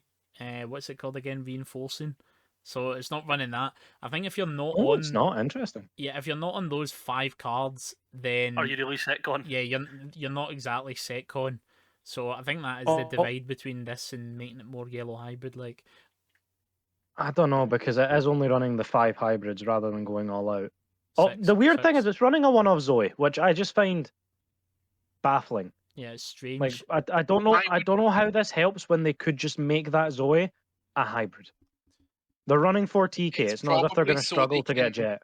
Well, It's probably so they can look at their security. that I feeling guess, when but- Bryce looks at a hybrid list and it's down 3 of the possible frickin' 9 Digimons. hybrids. 8. You know, it's down it's six instead of 9. This isn't a yellow hybrid, man. In yellow This hybrid you're isn't- on 9. Exactly. He's like, get but the no, ancient my guy, Kazimon it's in there running and all. double 2 of the Gallantmon, which is playing for hard play. Can shut. And it is basically you Ukomon, you use that to bring up your Agumons, gain all your memory at the start. Turbo Venus. This is Venus Turbo plus some massive bombs and Crimson Blaze because it's just amazing. If it was Venus Turbo though, would they not be running the Eld Emissary and the Eld Not really. Patamon? I feel like you just run those in generic vaccine because I mean Venus Turbo is as simple as drop Magna. I mean, yes, so this is one thing, like, see, I had the pleasure of watching the finals from the front row of the centre we were in, and the amount of turns I witnessed that were drop level 5 ace, evolve into level 6. And then the guy's like, right, okay. Literally, I watched a turn that was like Magnamon Ace to out somebody's level 4 or 5 or whatever. And then it was Magna Ace into Venusmon. And then the replying play was hard play Zudomon, trash the Magna Ace, gain 3 back, bottom deck the Venusmon, and then evolve into Mirage. And I was like, this is honking. I hate this. But it's, That's do you that not sounds think it's a class. bit more fun than no interaction? Zuddy's no interaction. Zuddy's like that. I'm getting played for 4. Zuddy gives the Scuddy. The Aye, Zuddy's but Um, like, Zuddy, man, he's stinking. but at the same time, if only they had, so they're like Magna Ace into Venus, and you're like, cool, I can't do anything about that. But you're like, no, it's time for my ace. Get your ace to fuck. Aye, And it's then next Shatter. turn they're like, get your ace to fuck. It's like a constant back and forth of level 5s and 6s, as opposed to, you've killed my stack. Time to sadly go up in the breeding area and hope I don't die. Look, I took that one personally. Can we not go near that? hey. Hunters is just even more gross crossfire. No, I'm kidding. Yeah. But moving away from our second place deck list, congrats to I'm gonna See, botch It's that. Jorge. see Someone when I was sitting at, I think Jorge. it's Jorge, yeah. Because the guy's from Spain, I'm pretty sure. Because Yeah, I it's was Jorge in the, Langtree. I was at, like I say, I Right, was in the front congrats, row, Jorge. and I was sitting next to like 5 of his pals who were cheering for him, and it was a really good atmosphere. It was really funny, and I was talking to the guy because I hadn't all of us haven't really seen a deck like this before, and I was like, "This is really cool, man. I hope this guy wins. Like, what is he calling the deck?" And the guy next to me was like, "España deck, España deck," and I was like, "That's fucking base, man. Let's go España deck." Just because it's fucking red and yellow, obviously. So I was like, "This is funny." So it really shouldn't say second place Yellow Hybrid, it should say second place España deck. Agreed. Doesn't España just mean Spain? Yes, and the guys were from Spain, so that's how you say Spain in Spanish, I believe. And it was Yeah. a deck built So by they're guys from Spain. Spain deck? Yeah, well done. Yep. Spain Second deck? place Spain deck. deck, aye. I'm in Spain without the A. You should get to put the name of your deck when you submit. Like You're in spin. Yeah, I'm in Spain. Wee! Play some music. Adam's checked it already, man. Let's go. Yeah, Adam's gone. But No, I'm checking here. I'm checking back in. I'm- Mirage. We're only gonna really talk about the top one deck list rather than look around all Can we 6 not of do them. a top 8 breakdown and talk about the 8 Mirages now? No, No, well, I let's have a I look. don't think so. Let's have But a look. Are there it- any outlying cards to talk about in any of these lists? Congrats to our first place player. Again, I'm not gonna try and botch your name. Utku Utku is Reggie. what he goes by. Right. Fourth place looks to be Congratulations. using Madoki Betamon. Oh, there's some he's a Gorillamon bait. in 7th. Gorilla? Gorillamon, one surely no. It's the 1-drop evolve level 4. Surely Yeah, no, I man. know What what it the is. fuck? Yeah, Gorillamon. That's insane, Fantastic. man. Gorillamon for BT1, fair play. One of Lanamon. Lanamon just say- is not that controversial. Looking through this whole top 8, I love that there are a bunch of like decks. The Dark Knight I seen, and now the top our first place Mirage, just running the one off hybrid again. I love how that's just become a thing again, and I don't know why it left or why it came back, but I'm happy to see it. I reckon it's because you Yeah. can play 8 trainings / memory boosts now, so you can find it easier. It's less inconsistent. Yeah, I guess. Yeah. But what do we think did this then? Is it just the Zuromon Ace? Is the ban good enough without him, or No, it's not. is the it's rest not of the deck just Zudomon that? Ace. I mean, that is a very good card in the deck, right? But I just think it's the trains, It's- the consistency, the amount of memory you can bank in one turn, and this might be the most consistent griddy deck in air quotes in the current meta. It's just the best like OTK big swing deck that we've got right now. You know what I didn't? I've played the game since BT1. I did not know that Thomas from BT4's Unsuspend a Gal is a main effect. I thought that was an on-play effect, but it's a main didn't effect. know? So you just trigger it whenever the fuck you fancy it, and you Yeah. just unsuspend your guy. Because of course you have more than 8 cards in your hand. Why wouldn't you? You draw a fucking shit ton. And Your guys Um, putting opponent, more in their because you hands like, as stack well. them. just Yeah, just combined with the mental trainings, of course. So you're getting card value anytime you play it. You're going up for free. The Gomamon is a really good card as well because it lets you don't have to start fresh every time something dies. You get your Gomamon back. Yeah. Um, and like whenever you add cards to your hand, you go into your level 5. That's you. Everything you do from this point on is completely free. You go into your Mirage, you gain all your memory back.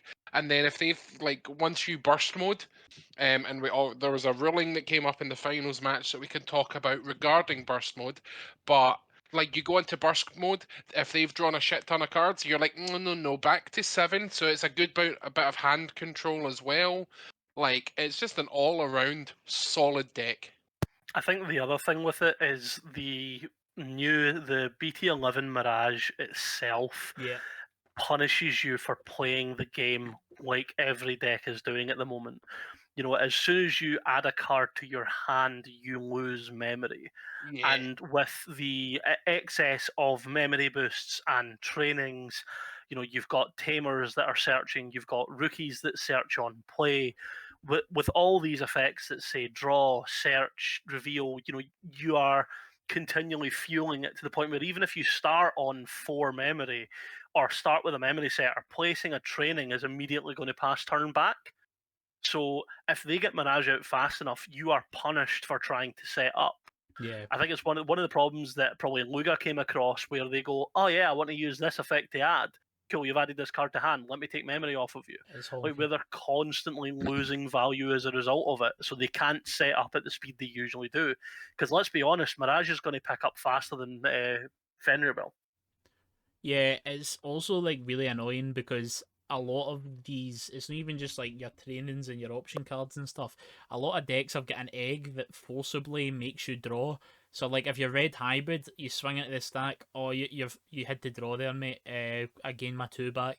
Or like I remember it was a problem when I was playing Alpha Mon. It's like the second I slip a source in, I have to draw a card. He gains his 2, and Yeah. then Shine another Greymon one's draws a card most of the time as well. I Shine Greymon draws like hell, and all the yellow decks that are running Tokamon, it's like the second they evolve with Patamon, okay, I gain my memory back. They play Emissary, okay, I gain my memory back. It's like it's very difficult to play around it, and a lot of decks, the way they try and out the level 6 stack is by evolving or by going into another Digimon. So as Darren says, it's very Punishment difficult. for playing. Yeah, The other thing being is I think realistically, blue and yellow really won out of the BT14 stuff. definitely. You know, Patamon and Magna Ace are two incredible cards for their colour, not specific to deck. I do think blue probably wins out a little bit though. The Gomamon stopping you from blocking shuts down an entire mechanic. And when you are setting up with 3 memory with 2 boosts and 3 trainings in line, you know, it doesn't matter. My Digimon can't be blocked. I'm going to swing 6 times with it. You know, it's all force but unblockable. And then the Bookamon egg, which I think it's just ridiculous for a color in general to have jamming. But you know, having that built in as an egg inherit lets this deck swing way harder and way faster than it ever could before. Yeah. Because it doesn't really hit that higher DP threshold. Like if it swings on the Mirage, it could be like 14 if it's been boosted by the At Mat most, Gal or the yeah. Gal, you know. So So you know, it's still something that gets bodied by a Quartz and security or a Dex. But now with the jamming egg, they go, "Are you playing security control? Do you have any bombs I need to worry about?" If the answer's no, I'm just going to turn cards sideways. yep, very So stinky. yeah. Big OTK decks stay winning, Hmm and when Not to that mention they've got a happens, bomb that's like the bomb is good mental. as well. Like the bomb ends up being like a 6 cost bomb from the Yeah. hand, which is honking, and it just plays into the deck's strengths as well. But I think this is literally, see if you look at the top 16, it really does just tell you what our meta is now, because it is literally just like Mirage and Setcon esque Setcon. decks. And Mirage, so like Setcon only really exists in formats where it's like big OTK guy.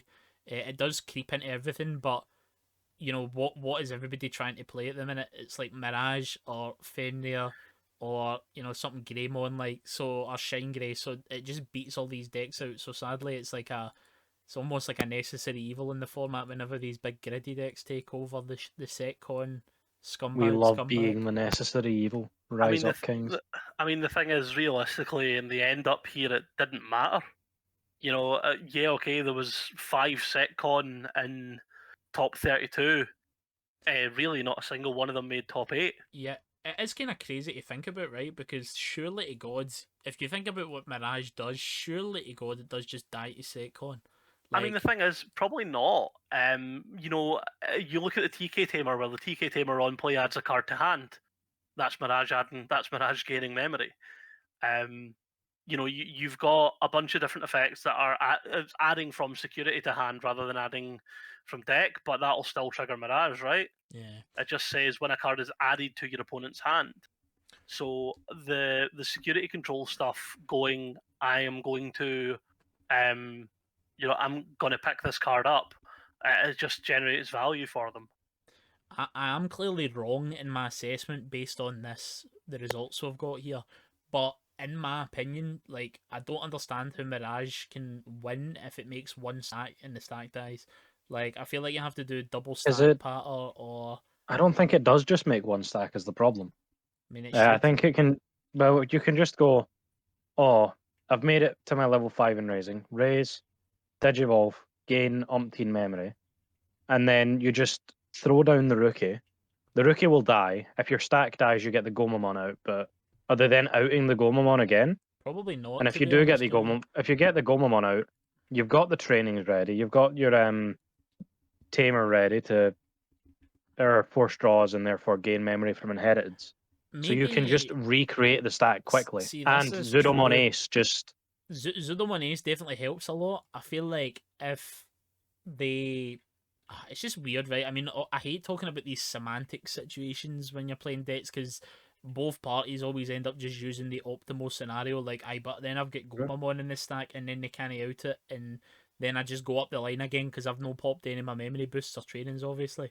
And then I go, no, but then they would hit another bomb in the stack and die when, you know, they're running like 8 things or something that could kill it off the stack. So it's not going to happen every time. There is also the possibility. Now, I don't have access to the pairings anymore, so I can't tell you whether this is true or not. But there's a could have good just dodged possibility Setcon. that the Setcon players just did not play Mirage, because I know in top 32 there was a Setcon mirror match because that kicked 2 of them out. Well, 1 of them out immediately. I know one also went against Red Hybrid, which just smashed through its security with Yeah. no issue because The had no other option. one of the others went against me in top 16. I played And against you beat them. Setcon for my top 8. Yes. Yeah, because Hunters beat Setcon because, oh, a little guy dead. Here's another little guy. Like, of course. Yeah. Also, one of them has to have played against Setcon because there's 3 Setcons in Oh top yeah. 16 and none of them made So top 8. So this is one of true, these right? guys beat Setcon. This is true. I think hearing like the breakdown there makes me think, okay, they probably didn't fight 2 or 3 Setcon definitely then. I think Jesus played against Setcon before he went against me. Right. Is it Jesus? You mean, let's see. The guy that was The fourth fourth place. Yeah. Jesus Navarro. Yeah, I'm pretty sure he played against Setcon as well before he went against me. See, I could see it beating it like once. I think the other thing that I didn't actually talk about that helps a lot is the fact that the Mirage trashes a security most of the time. I mean, adds it to hand, right, but may as well be trashed. So that definitely helps like lower your odds of hitting a bomb. Yeah. So that is Yellow good. Vaccine also beats it, as far as I'm aware. Beats Setcon. Mirage or Setcon? Setcon. Setcon. So Setcon is actually really bad against recovery decks because they don't have enough pushing power to actually kill it. Yeah, that makes sense. It's what And makes the mirror horrendous. Vaccine just starts sticking things back in their security. Yeah, they're when like, Yeah. oh, basically what they you gonna go do? back up. Chaos degrade me? I want that. Aye, And then it's like, oh, you hard dropped your Death X? Okay, put him in your stack. yeah, it's just this slight, like, literally Yellow Vaccine and like Yellow Hybrid just take away some of the option cards and bombs for more like pressure and Digimon and stuff. So it definitely makes sense. Because the other thing is, I think hybrid decks in general and kind of Yellow Vaccine as well, they're kind of hard to keep down. Like I was saying with Red Hybrid, where they've always got some way to recover. They've set up tamers and value engines so that they can bounce back a lot more. Whereas more dedicated griddy decks are not going to be able to bounce back quite as well because they're trying to dedicate all their memory and resources into one stack most of the time. And that was kind of what made my decision for playing Hunters over that weekend. Was just you know, you guys know I've been playtesting Black War for Well, you months played it at beforehand. last finals as well. Yeah, I played it at the 1 year. finals. He's been I played it at playtesting it for I played it. 1 I year. played it at the regionals as well. You know, the one down in Liverpool. And I just after playtesting it and seeing what BT14 was looking like, it just didn't feel like the right call because there's that much in the format that can remove a big stack consistently. So unless you're either building that stack for absolute nothing, or you have absolutely absurd recovery potential, like, you know, kind of clapback potential, the decks just weren't going to do enough. Yeah. And that was kind of what made my decision for me, was just that Hunters can pick back up. Don't get me wrong, I did have Blue Flare initially as well, but I didn't really enjoy. I kind of fell out of favour with Blue Flare. I didn't really enjoy it as much. And Hunters just seemed like the next step in a deck that I might enjoy playing. Yeah, it makes sense, and it's kind of a much more scrappy deck. Like you don't really see decks in Digimon so much these days that don't rely around the big stack. You know, it's chipping with wee guys and setting up value. So it can has a unique playstyle that I think lends itself pretty well. And looking at like how the top 16 turned out, I think it's definitely the right call. Blackmore has like these issues, I think, really where it's relying on too many pieces to get the perfect storm, and the pieces all take against different decks, right? Like sometimes you'd prefer running the Metal Grey X that gives you DP and the security attack, and then other times you'd prefer the DP reduction and the Digivolve prevention. And it's like the top end as well is really hard to work out with Blackwater, I think, where it's like Blackwater X is good in a lot of matchups. Sometimes you want the Gaio, you know, it's difficult. It suffers from the amount of support it's had almost, where it's like, okay, Yeah, what's the best way to do this? And unfortunately, it turns into building a toolbox out of it. Unless you've got a dedicated playstyle in mind, you're just going to make an arse of it. And that was the problem I had, where I wasn't sure what I wanted to do. I definitely wanted to play something Black War in line because I just didn't want to play Wargreymon all that much. Yeah. And I felt like Black War X was the right decision at that point. You know, as a single stack, it generates more value than any other stack I could build in a toolbox deck or in Black War in general. You know, between the redirect, the ability to block off the tie tamer, the deletion on unsuspend, it was just a good choice all in. Yeah. Just after playing against the likes of D Brigade, where I managed to get the Metal Greymon X antibody, I managed to swing, it gets blocked. I then proceed to unsuspend and delete a rookie again, triggering cargo twice in a row. You know, I'm just fueling more bodies out, and then they just go, okay, that's you no longer got the Digivolve protection. Let's DCD bomb you. Yeah. And then you just lose what, like, you know, at the most you're running 6 level 6s. So, and with them picking up the likes of DCD bomb, you're just never going to keep a level 6 on board. And at that point, Brigade Dramon just outvalues it. Yeah. So I it think kind as of boiled. well, like a Sorry. lot of problems with Black War and just in general War Greymon decks is that because the game, like Agumon's the main character for like a lot of the series, a lot of the franchise, you can have all these sort of spin-offs and whatever's you want, but the thing that people are most nostalgic for is Digimon Adventure 1 and 2, with the main primary cast being that one. So you're gonna get, and we've seen it all throughout, up the way till now. There's so much Greymons, there's so many Agumons. The problem now is that there's too many almost, where so many players, Oversaturated. it's oversaturated to the point where people don't know what to pick. So instead of choosing a dedicated line of I'm going to play the D-Digivolve Metal Grey with Raid War Greymon, they're like, oh no, I'll play 2 of each or 1 of each. So Yeah. they never see what pieces they need. So it ends up just being an absolute hodgepodge of shit, to be perfectly honest, which is why we don't Absolutely, and see a lot of Black War anymore. The funny thing as well is I think the support it got in BT14 literally encapsulates this idea of like it's got that much that It made it worse. that It it made makes it it so worse. much harder to build. Because literally, like, what did it get? Okay, so it got Coromon Egg. Okay, we've Agumon. got a better Coromon. The Agumon Agumon, SR is cracked. the Agumon SR is cracked, and then it's got a Greymon that most decks would probably look at and go, "That's smashing. I like that," but it's not even not a worth Greymon deck. considering. No, Yeah, it's no. not even worth considering. They get the Metal Grey Ace, which you look at and think, you maybe run it as That's a shite. one-off just because it's an ace card. Like it's not that good. mean, they And got then the the secret Wargrey rare. secret. So that's like, and then the tie as well. You look at the tie, and most decks would be like, "Oh, that's a class tamer, especially I can cheat that out for free. That's brilliant." But the decks already get better options, so Yeah, and almost even everything it's then, got, it's not used. the Agumon it's almost too good because people are like, no, I need this Agumon. I'm gonna get a free Greymon. So they go, well, I'm not gonna run Agu X anymore, which is the deck's best searcher. Training boosts be damned, because you're Yeah. usually getting value for two things. So they're too scared to play their Agu X anymore, so they're not seeing their pieces in time. Now, obviously, I'm not talking about professional players like point in case Darren, to be perfectly honest, because Darren knows what he's doing, as do good Black War players. But the problem is that if there's not bad Black War players, then nobody's playing it really, because the good players will always go where the meta is. Yeah. I mean, it's a bit sad to say that you look at the archetype breakdown from the Eggman, and it's like Wargrey had the most tied with The Luger, highest representation. Yep. highest representation, zero top 16s. Yep. And I don't know, Darren, can you remember if there was any in top 32? I think one made it into top 32. Which is just One made it in, insane yeah. to think Yeah. about One made. that.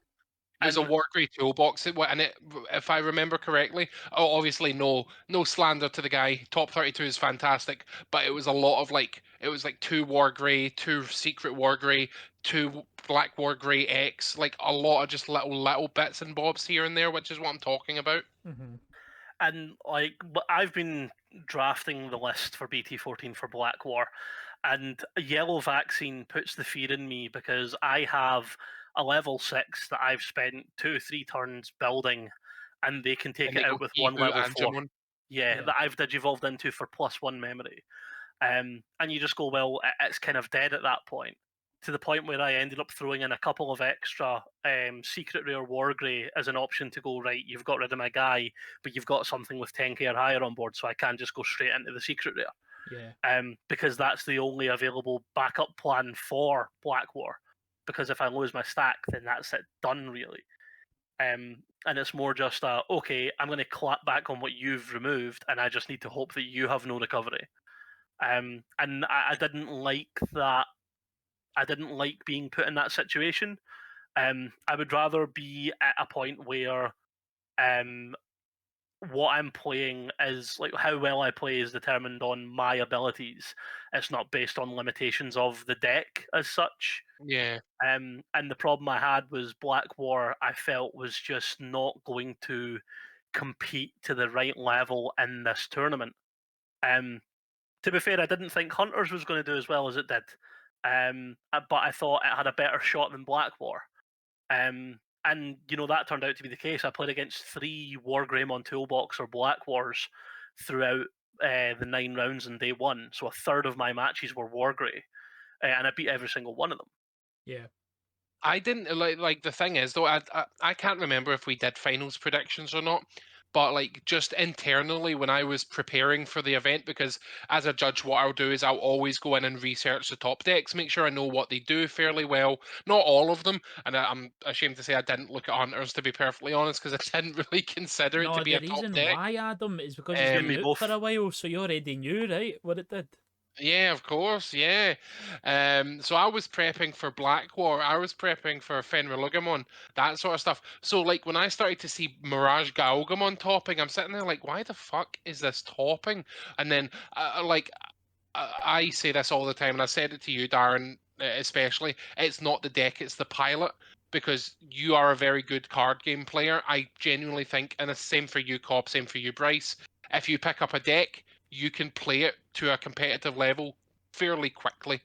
Um, as like most competitive players can do that to a certain extent, but it's the people that can do it quickly that separates them. But then I was looking over the Mirage lists and stuff, and I was going, yeah, like what this deck lacks maybe in aggressiveness, it makes up for in just sheer consistency. Yeah, definitely. And It's not Hunters is extremely consistent as that well. was the biggest thing I found with it. I mean, don't get me wrong. I've changed a couple bits and pieces of my list since that weekend. But it was exactly that where 4 o'clock, Mon? yeah. What can I say? I like jamming keywords. I have since Yeah. 1.5. But you're complaining about Bookemon. Yeah, but he has to but- work to get it. They but- don't but- do anything to get it, man. Oh, I've triggered yeah. them. I need to see it. But they need to start their turn. There's a little bit of a difference. Balanced, mate. It's balanced and fun, fair. fun and interactive. Fuck off. Fun and Fair and interactive balanced. gameplay. Aye. Are we moving into our 2 players tournament runs then? So just before we do, just to mix up the conversation from the tournament itself. So there was an interesting ruling that happened during the finals match that has been subject to a bit of controversy. Now it doesn't bother me because at the end of the day, I'm gonna continue judging these events. It's not gonna stop me. But it was regarding the 2 finals players. It was Mirage against Yellow Vaccine, and no, Was it was Mirage. No, it was the semi-finals in the mirror? no, it was Mirage against Mirage, yeah. Yeah. And in one turn, one of the players is going to burst Digivolve into Mirage Gaogamon.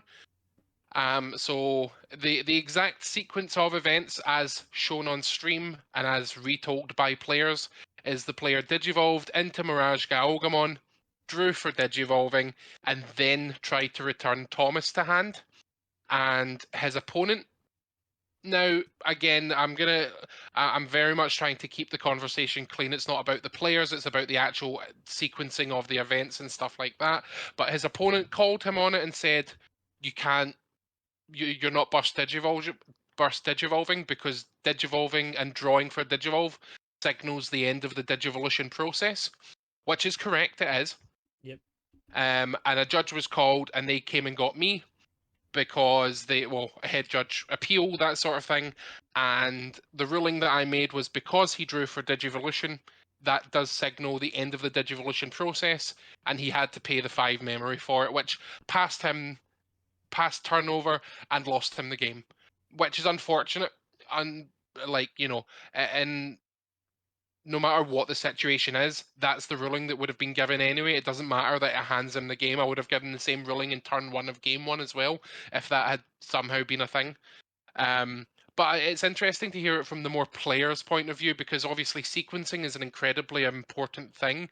And when it comes to playing a finals competitive like this is the best of the best level, yes, it's an open event, there's no invites, but it's still the best of the best travel to this to play and win, as evidenced by the people that won. So it's interesting to hear your thoughts on it, and I'd really like to hear Bryce's as well, considering you weren't there. So I zoned slightly there I because knew you would have. kept I knew you you would. kept reiterating it like slightly, and I was like, oh, I've lost where it was. Bryce, I'll sum it up for you, right? Guy burst Digivolves into Mirage Galgamon burst mode, right? He doesn't say Okay. out loud, I'm burst Digivolving. He evolves, he puts the Mirage Galgamon card burst mode on top of his Galgamon. He draws a card, then he goes to put the tamer back to his hand. His opponent goes, no, that's wrong. You didn't burst Digivolve. Judge then goes, aye, that's actually true because you didn't declare it, because you didn't return the tamer to hand before you evoed. You're going to have to pay the full 6 memory for the Mirage Galgamon. And the controversy lies in that people are saying it's smelly for the opponent to say that and like basically use semantics to lose the guy the game. Yeah. And then the other ruling on it is, well, the guy didn't order it properly, which Yeah. is true, so get it up here basically. I mean, if you were to do effects that were like, oh, this does this, brings out this guy and gives this guy an effect, and you missequenced it, and so the guy didn't get the effect, people would give like the same idea of, oh well, he doesn't get it, you missed the timing. So this is just another version of that, but in a slightly more heavy way. Yeah. So I guess like it just makes sense. Like just play your cards in the right order. It does make logical sense. Like I think it's a bit. But See, to be honest, it hurts. But at a top level event, you have to just enforce it. At locals, sure, say take it back. But when Aye. you're Yeah. sitting at that higher table, it And like is it's I'm what not. you just have to follow the rules, and the tournament manual says, I'm pretty sure. Yeah. Like if they missequence it, that's on them. And yeah, and like I'm not naming the people's names. Like if anyone listening to this wants to go look it up, by all means go for it. But I'm not naming names for a reason. But the player in question that called their opponent out was getting a bit of a reputation for being a rule shark. But in my opinion, that because this player played perfectly pretty much the entire event. I think they got one penalty, of which I can't talk about. But I think they got one minor penalty, but they played perfectly throughout it. And honestly, regardless of the people's opinions of the person in question, at a professional event at the highest level in the world for the Digimon card game, I don't think it's unfair to expect your opponents to play to the same standards as you. No, I See, don't either. I'm conflicted with it. I'll let you go first, Cobb. I was just gonna say, like, I totally agree with it. Like, by the book, it is correct. I just think it's like a schneedy way to win. And the guy clearly takes the game very seriously. You know, I do to a degree as well, so that's fair enough. But to win the game via this means is like almost unsportsmanlike, I feel like, to a degree. And if it was me in his position, would I feel good about winning the game by utilizing the rules to the full extent? Especially if the judge across from me doesn't pick up on it, and I have to be the guy to go, actually, then I wouldn't feel good about myself for doing that. But at the same time, you're there to win, so fair enough, I guess. I mean, you'd probably feel better when you get told you're getting paid flights to Japan. Aye, yeah, there's a lot on the But line. I am very conflicted with it because I've had interactions with the player in question that called judge numerous times. My experiences haven't been the greatest, and there have been instances even on kind of online free tournaments where. Maybe not quite rule sharking, but judge calls for things that didn't necessarily need a judge call have been done. Um, but in this instance, I do think that the ruling was correct. Definitely. I just think it would, I hate to say it, I do think that the ruling was correct. It would have been better, like you said, had the judges picked up on it and ruled against the guy rather than the player actively calling judge, as there seems to be a trend of. But again, the flip side to it is, um, you know, I had this discussion online as well about it, where this is a big event. It's, as Adam said, it's one of the biggest events in the world for this game, and there is a certain level of expectation of players. But at the same time, this is what you're talking 14 hours of gaming over the Yeah. course of the last 27, 28 hours. So over 50% of your time has been sat at a table trying to strategize these plays. Um, I went through day one absolutely kind of busted from it, from the lack of sleep. And going into day two, I was still just as tired. And it's exactly that. Like my top eight match there was mistakes that I made, and I paid the price for them, as I think you should. But at the same time, I don't think that we can really. I Judge. don't. Aye, sure. It's exactly that. We can't just sit there and go, oh well, he should never make mistakes. We're all human beings at the end of it, and Oh the yeah, guys, absolutely. the guys sat at a table and thrown down cards strategically for the last for 15 hours of the last 24 and a bit. So I get why the judge was called. Unfortunately, I do agree with the ruling, but I also do know that the person in question has done this and has done stuff in the past like that. I think the thing with this as well is that European events are probably the hardest level of event anywhere in the world when it comes to playing your opponents, because in I'm not really talking about the various sort of Asian countries that play in their own meta, but there are four regions for the Western card game. In Oceania, they all speak English. In America, they all speak English. In Latin America, they all speak Spanish. In Europe, there's about 10 to 12 different languages at play at any one time. The most common being obviously English, French, Spanish, Polish, German, Greek, Palestinian at some points as well, Russian at some points. Like, the language barrier for European events is greater than everywhere else in the world. So it's super difficult to communicate with your opponents Yeah. pretty much half of the time. It's horrible. Luckily, the game is printed in English. I say luckily, but like, if the game receives more localizations, obviously I'll support that. Dragon Ball is in French and Spanish, etc., etc. But it's hard to play when you don't speak the same language as your opponent naturally. But and the point that I'm getting to is that the player that that burst Digivolved the wrong way, they didn't speak the entire match, probably because they might not speak English as well, or they might not Maybe know they're how to just announce their effects could just correctly, be or maybe they're just focusing. or maybe they're just focusing quiet. But my main point is announce your effects, because if this player in question had went I am burst digivolving and then sequenced incorrectly, I would have went, sure, that's a warning because Yeah. you've sequenced incorrectly, but you have announced what you are doing. But he was completely silent and just, So and I yeah, was like, if you had announced it, then sure, it's a warning for missequencing, and you move on with the game. But because it's completely silent, we don't know what you're doing, and it's not fair to rule in your favor when you've you've not performed a said anything. sequencing error. Yeah. It's the fact Yeah, you drew the card as well. You're like, okay, so Yep. you've ended the sequence now. You've drew your card, and then obviously it wouldn't work in this scenario. But you can, as a judge, you can go, well, that card could have been anything. That could have changed the fact that you want to burst Digivolve now or whatever, you know. So Yeah. uh, I Like mean the thing is if you that did, sorry, on you go. I was going to say, so the guy that made the misplay in the semi-finals was the guy I played against in top eight. And the guy seemed friendly enough, but he didn't really talk much in the game with me either. Yeah. He was very reserved and quiet, um, possibly because he can't understand me.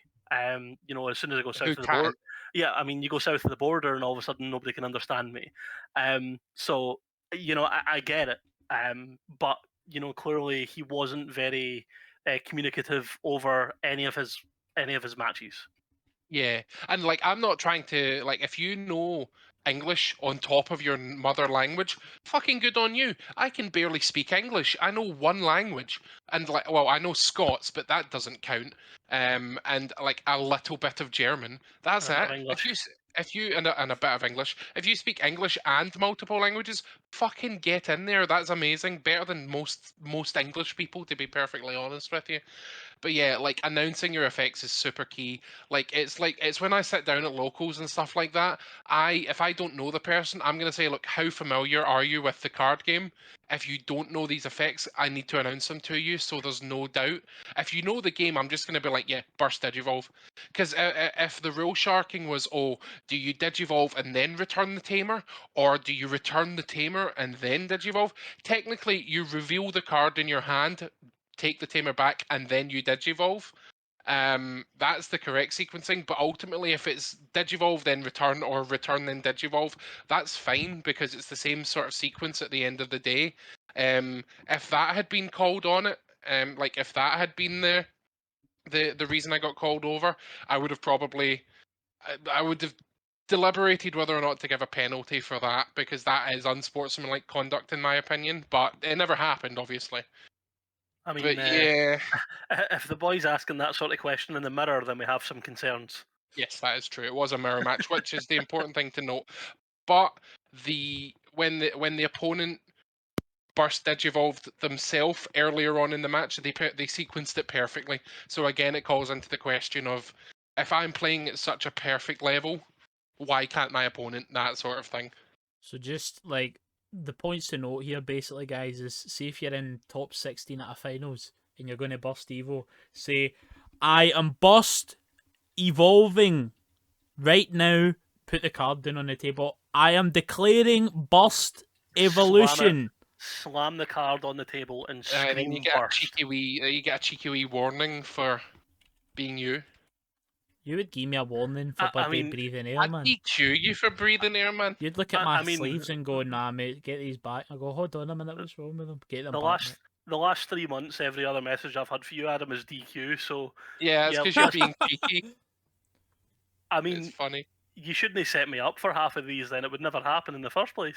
I Yeah, think I just love to support you. What can I say?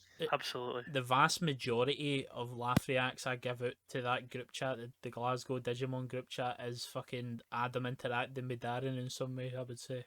It's And because vice we've got versa. top banter. But like, I mean, other than the controversial ruling, I think as a like this was my first time head judging a finals level event. I am like I'm honestly I'm over the moon with how it went. It was It went so really smooth. Yeah, you smooth. should be, man. Like there was bumps and grumps. There's always bumps and grumps. Those are I account for them when I'm preparing. But there was only one potential major delay, which was a 25-minute time extension because of things that I can't talk about. But it was 10 minutes at the end of the day because the match finished quickly, so that wasn't a problem. It's But everything not quite ran Bremen. smoothly. I It's was not going to quite say, Bremen. nobody get kicked out this year, so that's good. Yeah, Yeah, nobody get kicked out. Nobody was abusive. Thank you very much, Let's because the go. players that were they knew I was watching. no hour and a half Um, delay between round 8 and 9. That was no, amazing. Nope, no delays. It ran really smoothly. Like a lot of the feedbacks for the side events could have been a bit better. I fully agree with that. I spoke to Bandai about that as well, and been like they could have been a bit better. We just can't quite get it right, can we? Last year, the prizing for the main event was Boz, the side event was fucking insane. This year, the side event was mid, and the main event was Pog. So Well, next see, year it'll be We'll get it perfect. right next year. I think there was a couple issues between the two. I think the biggest issue I had at the event in Bremen was that from day 1 to day 2, the prices for all the kind of prize wall Changed. skyrocketed. Not even changed. Things that were 3 on day 1 were 15 on day 2, and things that were 12 on day 1 were like 50 on day 2. Yeah. There was no clear cut definition on that.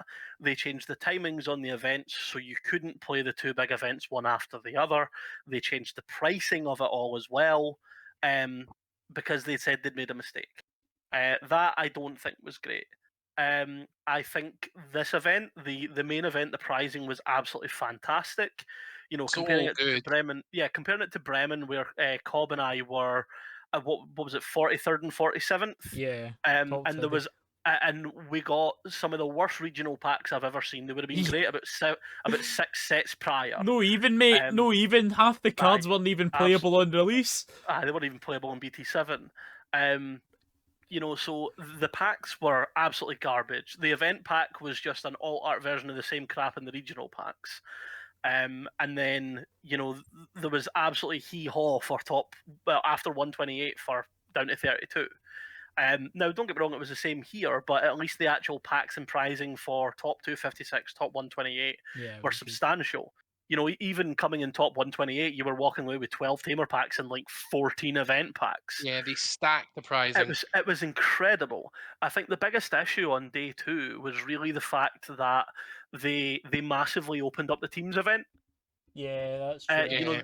They went from, what was it? Was it not 24 or 32 teams they were meant to have? It was meant to be capped at 32. Now, I've heard different information as to how many teams were actually 89. going through.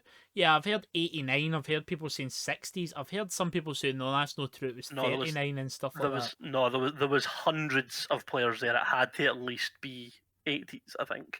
I mean, Adam, I don't know if you actually have that information or you can divulge that, but I'm sure they said 89 teams playing. Yeah, that sounds about right, because I know that we did go over the 64 cap because of the sheer demand. We weren't going to, because we had enough pricing left over because the 3v3 on the Saturday didn't fire. Or it did with like 3 people, but that's enough for like participation anyway. So yeah, the last count I heard was 75, but I didn't hear the final count because I basically assigned another judge to run side events because I was busy with other things, and they ran them perfectly. To be fair, I had no complaints with. Shout out to Zythus, the judge. He's fantastic. So like that was probably the fact that they did that. They went well over the cap.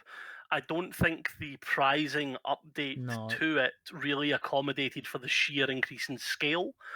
And then, as a result of them allowing 300 players to play in one event, all the other side events just kind of fell flat on their arse. I know Harley was trying to play in the top 64 event, I think it was, which, by the way, the naming conventions for the side events were horrendous. But, the 64-man event, I'm very sure he said there was something in the region of 16 folk that showed up for it, Jesus. which, when you're sitting at those kind of numbers for what's meant to be a 64-man event at the biggest event in the region, on the continent, like that's not right. Like, we should be seeing a much higher kind of body count on these events than just everyone going to play the side event because there's a $1.50 pack for the winner.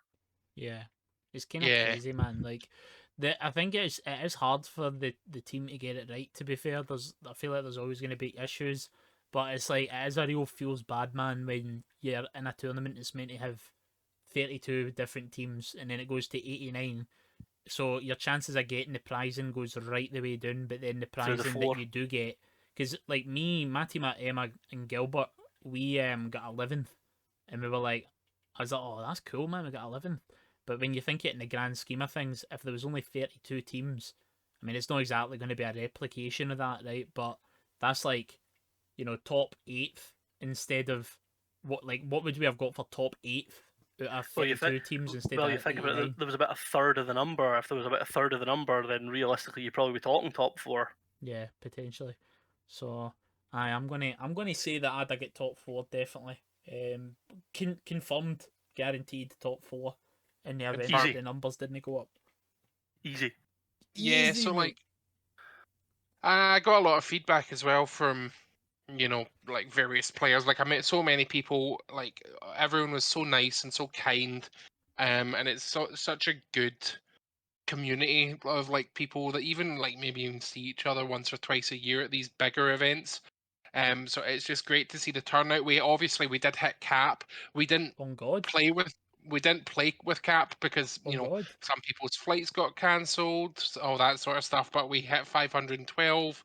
Played with like 488, I think 490, something like that. But like in my opinion, I had a really good time. But the thing that I always say is that it's not about me. It's not about it's not about me, but it is about my judges because they are always.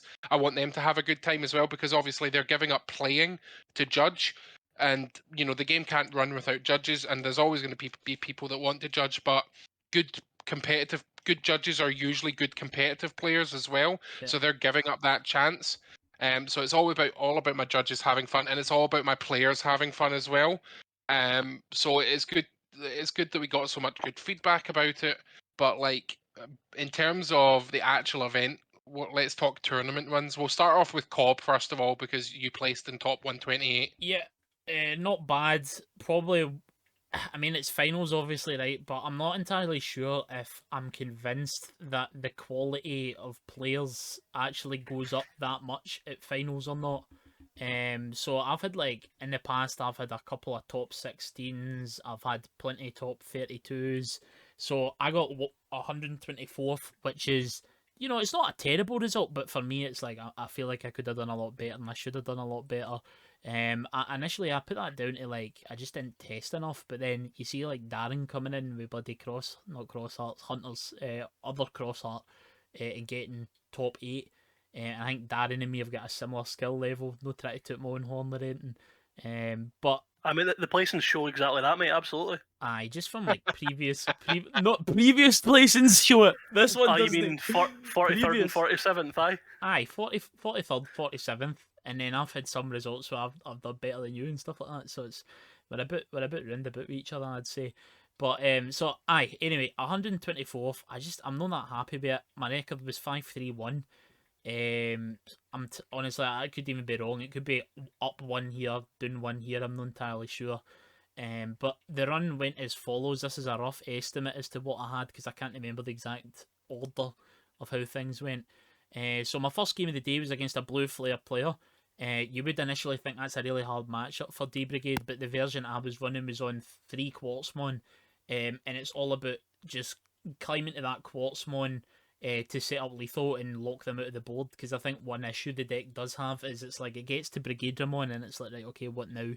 A lot of the time they can answer your board just because everybody's playing board clear stuff like Crimson Blaze and Death X. So Quartzmon seals you the win against decks like Blue Flare. You lock our Tamers out, what can they really do? They have to hard play Metal Grey for a lot of memory and they can't do a lot. So Brigadramon lasts a turn and then you Quartzmon. That's the hope here. Now, a lot of people don't run Quartzmon, but I think it's like actually a broken card in the deck. The only issue with it is you are bottom decking it a lot of the time and your memory boosts are all going to put it to the bottom. But one good thing about it is you filter through the deck so quickly. And something I didn't actually know until midway through the tournament. Oh no, it was actually the day before the tournament. Is that the Commandramon Searcher can put things back to the top of the deck in any order as well. So that is a massive thing as well, because if you do reveal the Quartzmon with that Searcher that you can recycle, then you can just stick the Quartzmon to the top and then draw it instantly. Anyway, so that's a bit of a rundown about the deck, but the matchups, Blue Flare, wasn't that scared going into it. Did know that it was going to be potentially hard if I didn't find the Quartzmon. Game 1 just goes poorly. Don't find the Quartzmon, and I'm struggling to find my pieces. He got a good opener, so I lost, right? Fair enough. Game 2, everything goes my way. Guy doesn't have the nuts opener. Man opener's pretty good to find the Quartzmon and kind of did. And Game 3, we were pretty much at time by the time Game 3 started, so I'm like, we're never going to finish this. In my head, I'm thinking he could win it because he could have a faster opener than me, but I'm never winning this before time happens. So that was a guaranteed draw pretty much. Anyway, we go to time after maybe 3 turns or something like that each, and the guy shows me his hand, and his hand is just dead as fuck. He's got like 3 Kiriha. I think he had a Galsmon into a Greymon that found like nothing apart for Kiriha and Zegre. So he's like, oh, you would have won that one, bro. And I'm like, yeah, bastard, man. So that was the start of the day. Ended up tying that. Then my second round was against Crossheart, swiftly 2-0'd that. Then I went against a Machine Dramon player, swiftly 2-0'd that as well. The other thing is I was running 3 Vaidmon at the time. That's been dropped down to 2 now so that I can apply a bit more pressure with a Tankmon instead, Tank Dramon. But, you know, Machine Dramon can't do anything against D-Brigade, especially if you're on Vaidmon, because they spend all their time trying to get this Machine Dramon stack. They're probably going to leave you something on the board to come back with, and then if you see one Vaidmon or a Quartzmon, it's curtains. So it was quite like funny to me.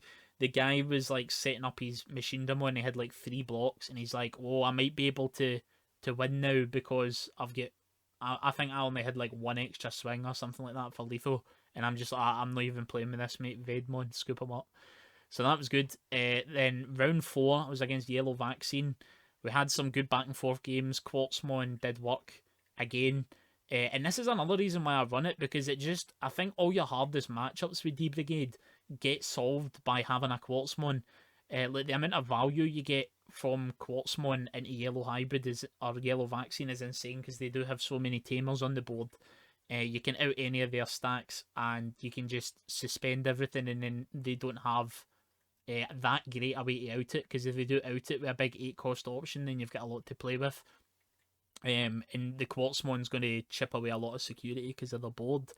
So ended up 2-0 the Yellow Vaccine guy. Guy was really nice.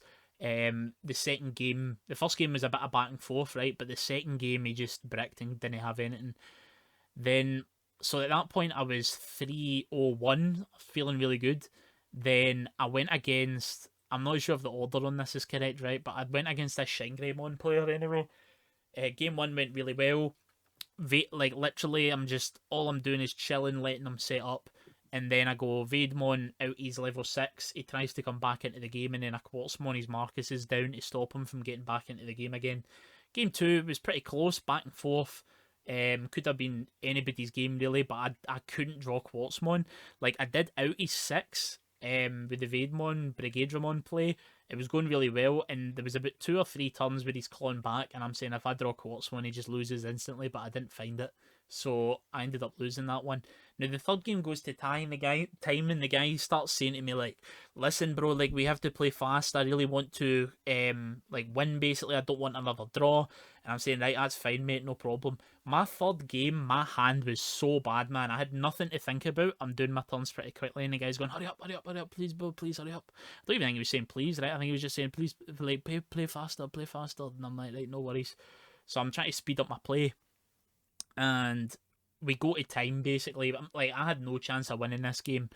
My hand was just that bad. I couldn't find a level 6 to save myself, even after, like, multiple memory boosts, multiple trading cards.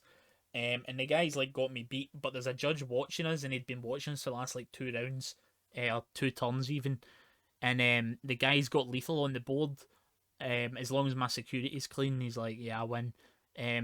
Get to time, the guy like doesn't suspend his cards fast enough. Basically, like I'm not slow playing or anything. Judge watching me, so he knows that. And he's going to swing for game. Basically, I was at like 2 or 3 security, and it just goes, nah, it's time, mate. Sorry, it's a draw. And the guy was like, oh, like really, he was like raging. And I said to the judge, I was like, listen, if the guy's got lethal, he's got lethal, and I'll just give him the win. The judge was like, that's really nice of you. You don't have to do that. And I was like, yeah, I know, but I feel shit about beating this guy by this point. And I'm also at this point 3-0-1, so I'm like, listen, I'll take it. Like, I'll take one loss. I'll just win everything else. It's all good. And so I know for a fact I've got nothing in my security that can stop him, because I didn't play any bombs or option cards apart from training boost at the time. And, you know, the guy had made it to right, so basically gave him the win. Then my next game's against a Fenrir Lugomon player. All you really need to know about this is, first game I win clean, second game he wins. It's going alright. I'm pretty confident the third game I can win. So I have quite a slow start to the game. And he ends up building a Fenrir Lugomon stack, but he does it quite early, so he's not really got anything he can do. He maybe chips me for like 2, puts me down to 3, and then he passes me the turn back after this Fenrir Lugomon's been on the board for a turn already. He puts me back at 1. So I start my turn, I draw for turn. I go, right, listen, I'm at 1 here, but I can out his Fenrir. He's got 1 guy on the board. I'll probably just turn him into 2 level 3s, and he's not going to be able to do a whole lot here.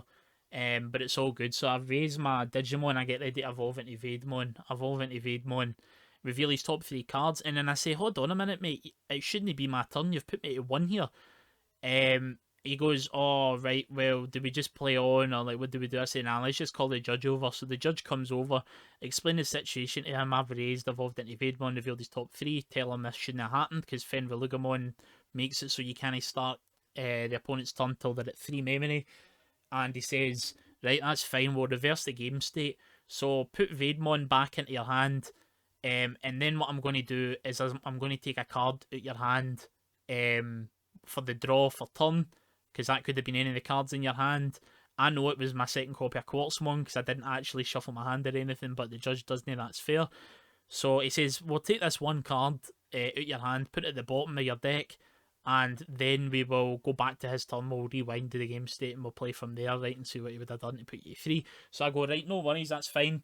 My hand, I've got about 7 or 8 cards in my hand. I'm like, listen, as long as he doesn't pull Vademon, I'm literally laughing. I had 2 Brigade, 2 Quartz. I only had 1 5. I say it's a 1 in 7 chance. No bother. Guy rips a Vademon at my hand. So subsequently, I'll then lose that game because I have no level 5s in my hand. I lose to the Fenrir 1-2. I then find out after the fact that the judge made a wee bit of a boo-boo, right? I should have picked up on this at the time and corrected him, but I was that in it. And, you know, like Darren says, you're absolutely knackered and your brain's fried at these events. So, what should have happened in this scenario is I should have taken the Vademon back to my hand, and we should have replayed the game state. Then 1 card from my hand should have been taken out that wasn't Vademon, because we know guaranteed I would have drew the Vademon for turn. I didn't, incidentally, but even if I did draw the Vademon for turn, then it would have went into my hand regardless. So that is the only card you know guaranteed did not get drawn off of the Vademon evolution, so it's the only one that should have been exempt from getting bottom decked.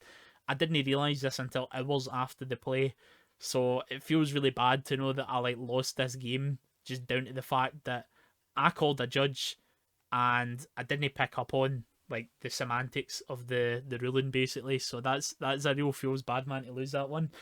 What I will say though is that it absolutely the judge made a slight incorrect ruling and it cost you the game. Yeah, absolutely. but you did the right thing by calling a judge, because ultimately that situation could have still went a completely different way in your favor. Yeah, But what I see with so many people is that they make a mistake and they try to fix it themselves, and they make the situation worse, and then it turns into an irreparable game state, which then loses them get the game. definitely. What was a simple fix and rewind? Because ultimately, we do not want the game to end. We want you to keep playing and achieve a natural conclusion to the game. The time limit on the game is just there so we're not there for fucking 85 hours. But we want all games to reach a natural conclusion.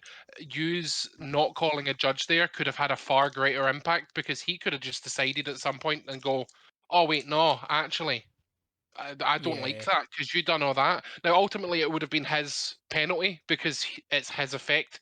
You would have got a warning, but he would have got the game loss aye. if there was a So game loss to be we given. we both got a warning for that as well. Yeah, Because we didn't which is accept it. correct. Yeah, it is correct. I'm not having a go at the judge or anything like. And No, the no, other not thing at as all. well is like we were talking about earlier on with the misplay with the Mirage. The judges are there, and probably like accurately a more intensive scenario. They're walking up and down halls. They're trying to be official in how they're coming across to people, so they've got that front on. And it's definitely more mentally draining than an event which is already hugely draining to begin with. So I don't fault the guy for making a mistake to begin with. It's just I'm more annoyed at myself that I didn't pick up on it till after the fact, where Emma mentioned it, and I was like, "Yeah, bastard, man! I could have won that so cleanly because I would have just went Vaidmon, Digivolve, as long as I got Digivolve 3, even if I didn't, it'd have been fine. Then I'd went Brigade, pop your board, so he would not have came back for that, and I'd have guaranteed won. The other thing that makes me sad, and I hate that like my brain does this to me, but I'm like, did the guy do that on purpose? Did he want to set me to one memory because he knew I wouldn't have as big a comeback as if he set me to three?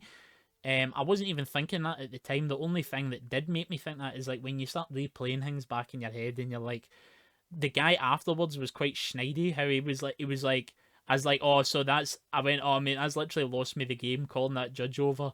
Like I'd have done this and I'd have won otherwise, and he was like, oh, hindsight's 2020, man, like with a smile on his face. I'm like, you bastard. So he could have just been happy that like me calling the judge fucking lost me the game, basically. Yeah. Or he could have Like, like intentionally done it because obviously you want to set somebody to win every time.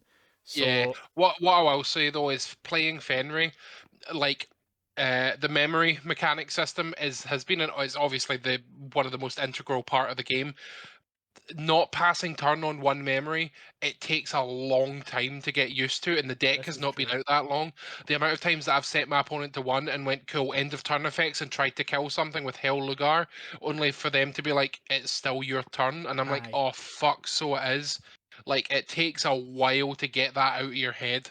I could totally see it, man. Like the other thing as well is that I would have remembered Him this a being hundred snidey is a percent. bit shit though. Yeah, and I don't even know, man. I might even just be exaggerating how bad it is. So like, it's not even.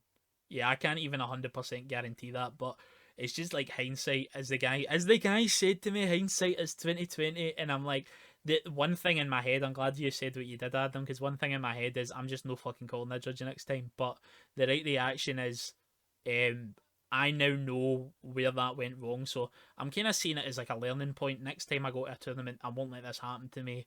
If somebody does say that, then I will correct them and say, "Listen, what about this? I would have guaranteed drawn this every time." So, and they go, "Oh," you'll probably go, "Oh, well, that makes sense." I don't put that to one side when I Yeah, bottomed at year 7. It's also sad because it was a fucking 1 in 7 chance of it a one in happening. seven chance So, as well, and literally, I at the time when it happened, I went, hold on, is there something about this? Like, is there a reason why the Vaidmon should be in my hand? Like, is there any logic to that? I do remember thinking to myself, this doesn't seem quite right to me. And I went, nah, listen, it's a 1 in 7 chance. I'll just fucking win the 1 in 7, and then we're fine. I didn't even see it as worth arguing at the point because the chances were so low. So, yeah. aye, that's a I, re- bastard. I remember you asking me about it later on as well. Like, here, how would you have done this? And I was immediately like, well, that Vaidmon is always in your hand. Aye.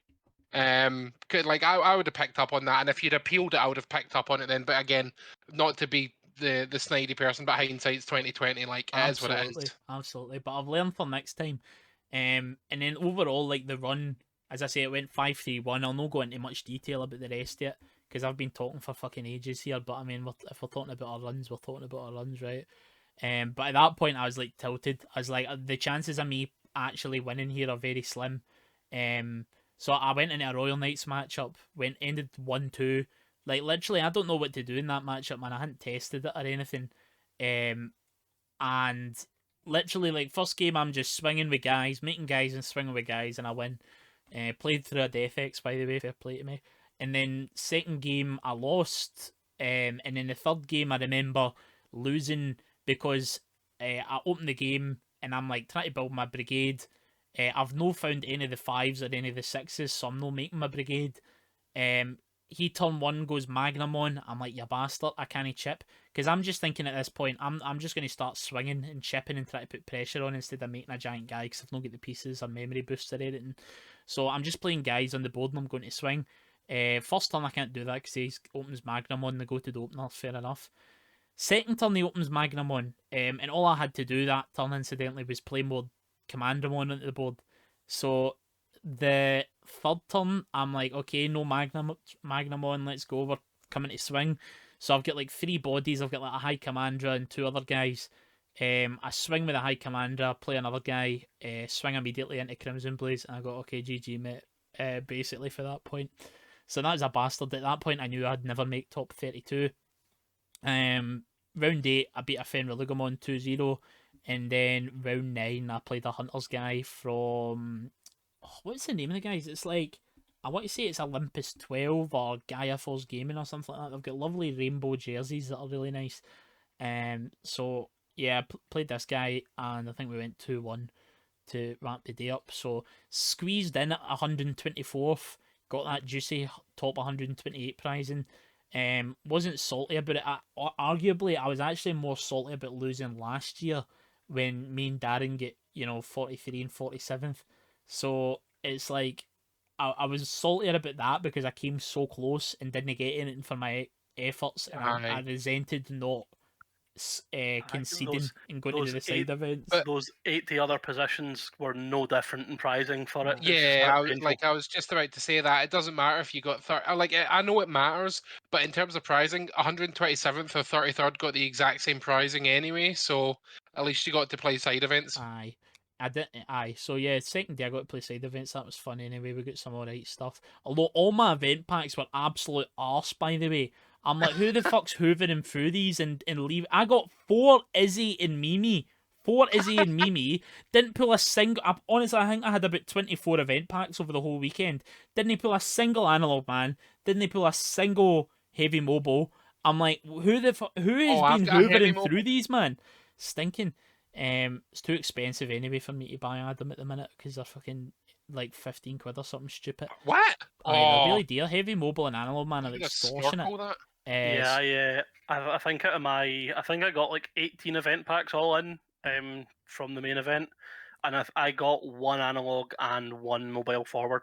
Yeah, I don't know, the cards I was pulling were suspiciously shite frequently. The thing that upsets me is I can't stand security control, and I got 3 fucking long keys and I think 2 flame hell scythe. At least it stonks, mate. At least it stonks. At least hell scythe I think's the most expensive card in the set, but it doesn't make me feel any better seeing it. Aye. Final thing I will say about that is, so I'm quite disappointed with my run, and then in hindsight I'm like, obviously it would have all been completely different. Like if I had drew against that Shine Grey and then won against that Fenway, I might have went on to get scudded in the next 3 games. But in hindsight, I'm like, oh, well, what happens if that loss turned into a draw and then that loss turned into a win? Hindsight's 2020. Hindsight's 2020, folks. Play to win. Shark your opponents. No draw. All draws. All draws all the time. No wins. Don't give your guy the fucking draw. Tell him, no, don't give the guy the loss. Tell him you've drew with me, mate. Do not call him Judge, you're not trying hard enough. Do not call Judge. Tell him I'm playing on. Do not pass $200. Yeah, shit like this happened to me at the last finals as well. Like I remember, I think I only had one sus moment at the last finals where the guy tried to suspend Machine Ramon with the Kabuterimon green hybrid. And I was like, hold on, mate, that doesn't seem right. Let me read that shit. He's like, 6k or oh, less. 6k or less. Oh, sorry, mate, I forgot that. Same mate, it's like Fenrir Lugamon. Oh, sorry, mate, I've set you to 1, bro. I'm sorry, like I forgot he does that. I mean, the difference is green hybrids had 4 sets to be valid first. Aye. And it's still not valid. It was valid for the Digifest when it was playing Christmas Aye. hybrid. It Oh, was. good. It was valid. Anyway, I'll not take up any more of your time, guys, because we're going long the night, and we've still got We Darren's are. 9 rounds It's to the- break down, it's plus another 4 or 5 or whatever it was in the Only top 3. 32. Only It's 3. fine. I'm Fucking sure hell. Darren's absolutely prepared the length of detail that you have, Gob. Listen, all I prepared was a list of rounds with matchups. That's all I have prepared. So, all right, okay, here we go. Yeah, let's talk. Let's go, Darren. Aye, so round 1 I was against War Greymon toolbox. As I said earlier, I played against a totally 3 of them all throughout. Guy was basically just playing Wargrey Smash. It was standard game plan of set up ties for extra security Wargrey attacks. Smash. Tell me it's anything No, different. it's so true. That's why I find it funny. It's so fucking true. Right, okay. Turn 3 Metal Greymon X antibody swinging for 16k for 4 checks. Aye, okay, very good, mate. Where's the So other two? Guy did exactly that. Went into the Wargrey after that, and I was like, right, cool, that's fine. You've managed to hit some tamers for me. So cool. Play a Restors on superior mode. Tuck your Wargrey under your tamer. Thanks for playing. So that was So great. true. That happened 2 games in a row. I think game 2 he actually made the Wargrey first before he went for the big checks, but it was the exact same. You've got something else I can tuck it under. Go. Game 2 was the same. I played against another Wargreymon toolbox. This guy was a little bit different. He ran the secret rares, whereas the other guy was only running the BT12 one. Although the result was basically identical. The only difference was I did get clapped back by the secret rare against my superior mode, since I inevitably forgot the fact that it is a 10k Digimon and not level 6. Still used to those starter deck Allforce and Gallantmon warps. Yeah. Game 3 was against, I want to say it was Fenrir Lugamon I was against. First time playing against the deck with Hunters. First time playing against most decks with Hunters, obviously, since I was about 6 days into it. The matchup was pretty interesting, though it very much turned into a can I body you before you absolutely slap the shit out of me. Game 1, that didn't happen. Every single time I swung into security, it was I think I hit 2 AGs, an analog, and a memory boost. Beautiful. Out of the 5 security. Game 2, he didn't set up. I just managed to go. I think I set up 2 watchmakers. Managed to do jamming with the rest of them on for 3 checks. Hold on, Darren. Hold on. What did you call him? What? The tamer, the white tamer. What did you call him? Analog Youth.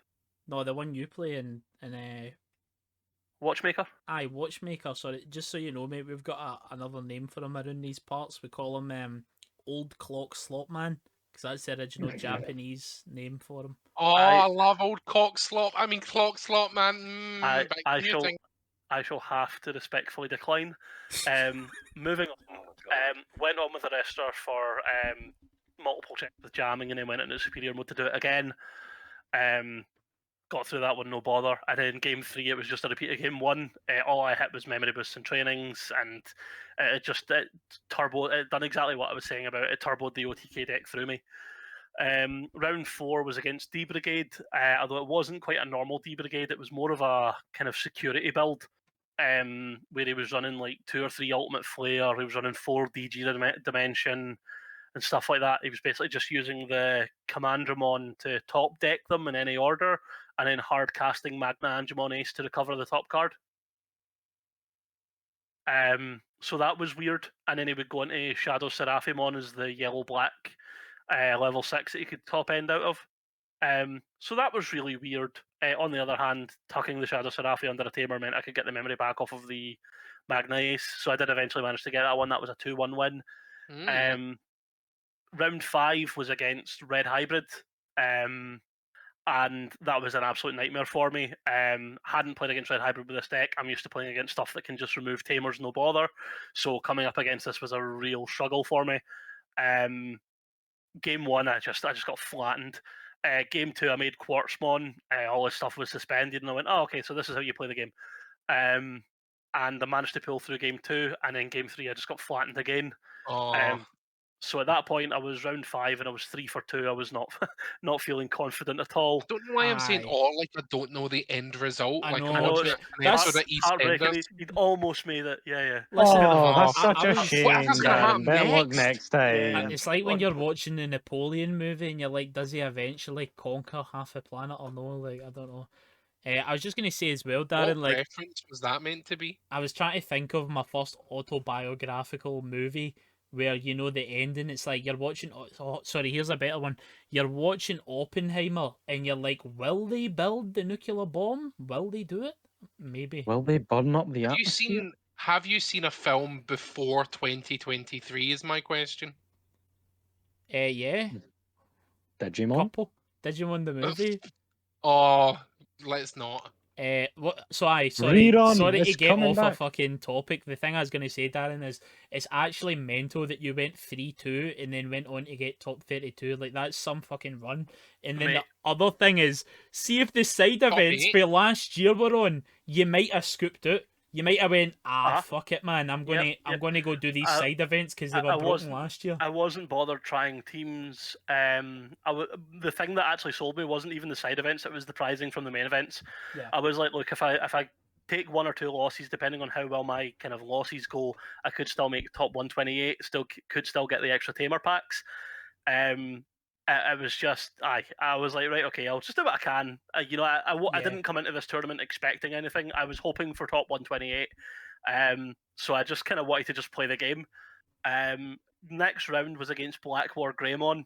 Now, obviously, I had great fun with that matchup because it's the thing I've been practicing for ages. So I knew exactly how to play against it. The thing that weirded me out is not a single one of the guys I played against ran Hades Force. What?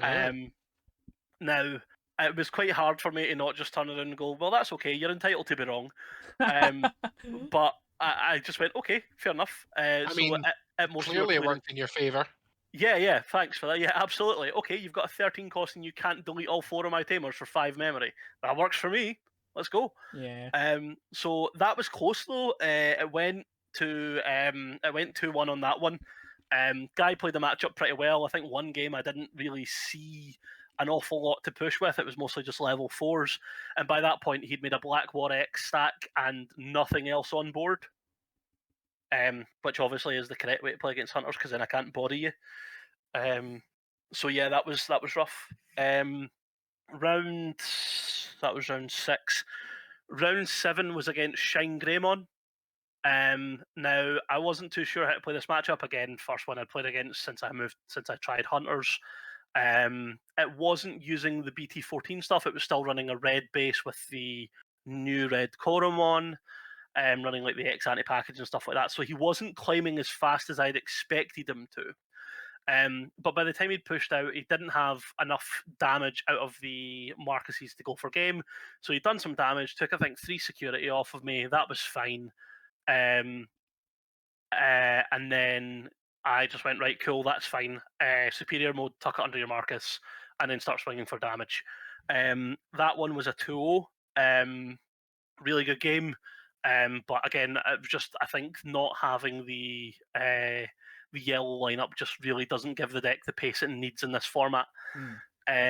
The round 8 was against Fenrir, so I was absolutely bricking it at this point. As I was, what was that, 5-2, and I was up against the thing that bodied me like 4 rounds prior. I was really kind of nervous about it. Fortunately, the security checks I had against him were in my favour. I didn't hit tamers, I didn't hit memory boosts or anything like that. Game 1, I took it off him. Game 2, he took the one off me, and then in Game 3, I managed to squeeze it out. He was basically just hard casting Hell Lugas to body anything that got on board. So it's like, right, play that, remove that, draw 2 trash cards, just setting up.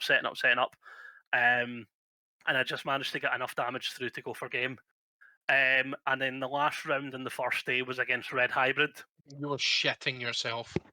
Mate, my arse was making buttons. I was not having a good time. I actually think that that round was more nerve wracking for me than day 2. Of course it is, because you've basically went 3-2, so from your 5th game onwards that one loss kicks you out of top 32, Yep. and then you get to the final one, which is the decider. Like if you went 3-3, you'd be like, cool, drop, play side events, or like aim for top 128 or whatever you were gonna do. But like the fact you get to the last round and you're like, wow, it really is. It's called a winning in, and that's basically pretty much exactly how it played out for you. It was exactly where I was sitting there going, out of all the things I had to play in the last 2 fucking rounds, it had to be the things that beat me earlier in the day. Like I was absolutely nerve wracking. You know, I remember speaking about it and it was like, right, okay, if you do win this, you have like a 70% chance of making it into top cut. And that was just an incredible statement. I hadn't really thought about it. It was purely just a, oh wow, I've made top 128. This is great. I can get my extra tamer packs. Yep. We're golden. Now, obviously, last year my goal was the jacket. Probably stupid as it sounds. I don't want your trip to Japan. Just give me a fucking Digimon jacket. See, Um, mate, it's absolutely correct. Like the jackets are quite shite, but they're so cool, and they're like you've seen a couple of them kicking about. It's They're not particularly unique high as well. quality or nice, but Yeah, you're like, I fucking want that, man. like it was, it's something to show for it, and something I can walk about going, fucking Yeah. check this out. You know, I don't really want to wander about with a trophy card in my pocket every day. You know, whereas No. No, you want that cashed out and in your bank account. So Nah, you want to keep it, man. But so the red hybrid matchup, it was real close. Game one, I basically just went, right, how quickly can I make quartz? And I checked over security. We got to the point where I had that much on board that I was trashing 2 security on swing. So I managed to just clear the last of security, swing for game after suspending quartz and one of his things. Cleared that one. Game 2, he just went through everything I set up. Game 3, I was understandably going to game 3 on what could be my top 32 placing was not a good experience. So we'd done pretty well with it. It was very down to the wire. I think I had 2 security left, and the other boy I think he was on 1. Jesus. And I basically went, right, okay, I can reduce this to, like, I couldn't reduce quartz because I'd already made the rest are cheap. And I was like, right, okay, if I gain memory back off of this, I am setting you to 5 memory. And I was like, right, I need you to not have an answer to this. He had 2 of the memory setter Takuya's on board, and I think he had 1 thing in raising. So I went, right, okay, Digivolve into quartz, keep everything suspended. And then he drew for turn, promoted, went and done the damage that he could with that. He managed to clear the last of my security, and he still had the 5 memory left. He ended up, I think I'd hit Atomic Inferno in security, so his guy was +1 check, so that's how he managed to clear the last of the security. And then he started playing, I think he was playing the trainings, and he played the trainings and he was searching for cards. And he was like, I just can't find it. He was digging for an Emperor to allow him to Game. yes. But he didn't have the 3 cost Takuya because he had Blitz Omni in hand. So what he was planning to do was warp up for 3, pop quartz, and then Blitz Omni and unsuspend. But because he only had the 4 cost Takuyas on board, he wasn't able to Digivolve up. He didn't have enough memory. He didn't have the chain, so he couldn't just climb up the normal way. And then he didn't have the 3 cost Takuya on board, so he couldn't just play it and warp up. And then that was it. He didn't see it. I managed to get the last swing, go for game. I was absolutely nerve wracked. I felt really bad for my opponent because I was at the end and I was like, mate, like I really mean no offense by this, but would you mind showing me that you've reported the score before you leave? Because I was like, this is very important to me. Yeah. I felt really bad for the guy because he was obviously in the same sort of situation, so close to making top cut. Fucking hell, Darren. Salt I in the was, wound. Absolutely lethal, mate. I mean, I wasn't calling judge over over my sequencing, so I'm not that bad. True. So I basically said, you know, I'm really sorry for that, mate. Best of luck with the side events and stuff like that. I hope you get good stuff for your packs. Try to be as much of a nice human being as I can when I've just put the guy out of top cut. Sorry, mate. Good luck with side events. Fucking you do. And there was nothing else I could say to the guy. I was just like, I'll try and be really nice about it, but there's only so nice you can be No, there when you've is. But just like at when you've the just end of the been day, fucking mate, at the it's a guy. card game. You're all Aye. here for the same goal. Like he'd have done the Absolutely. exact same to you. So I Aye, tried to be nice about absolutely. it where I could, and then at that point after I'd won, it was just nerves building up, just waiting around.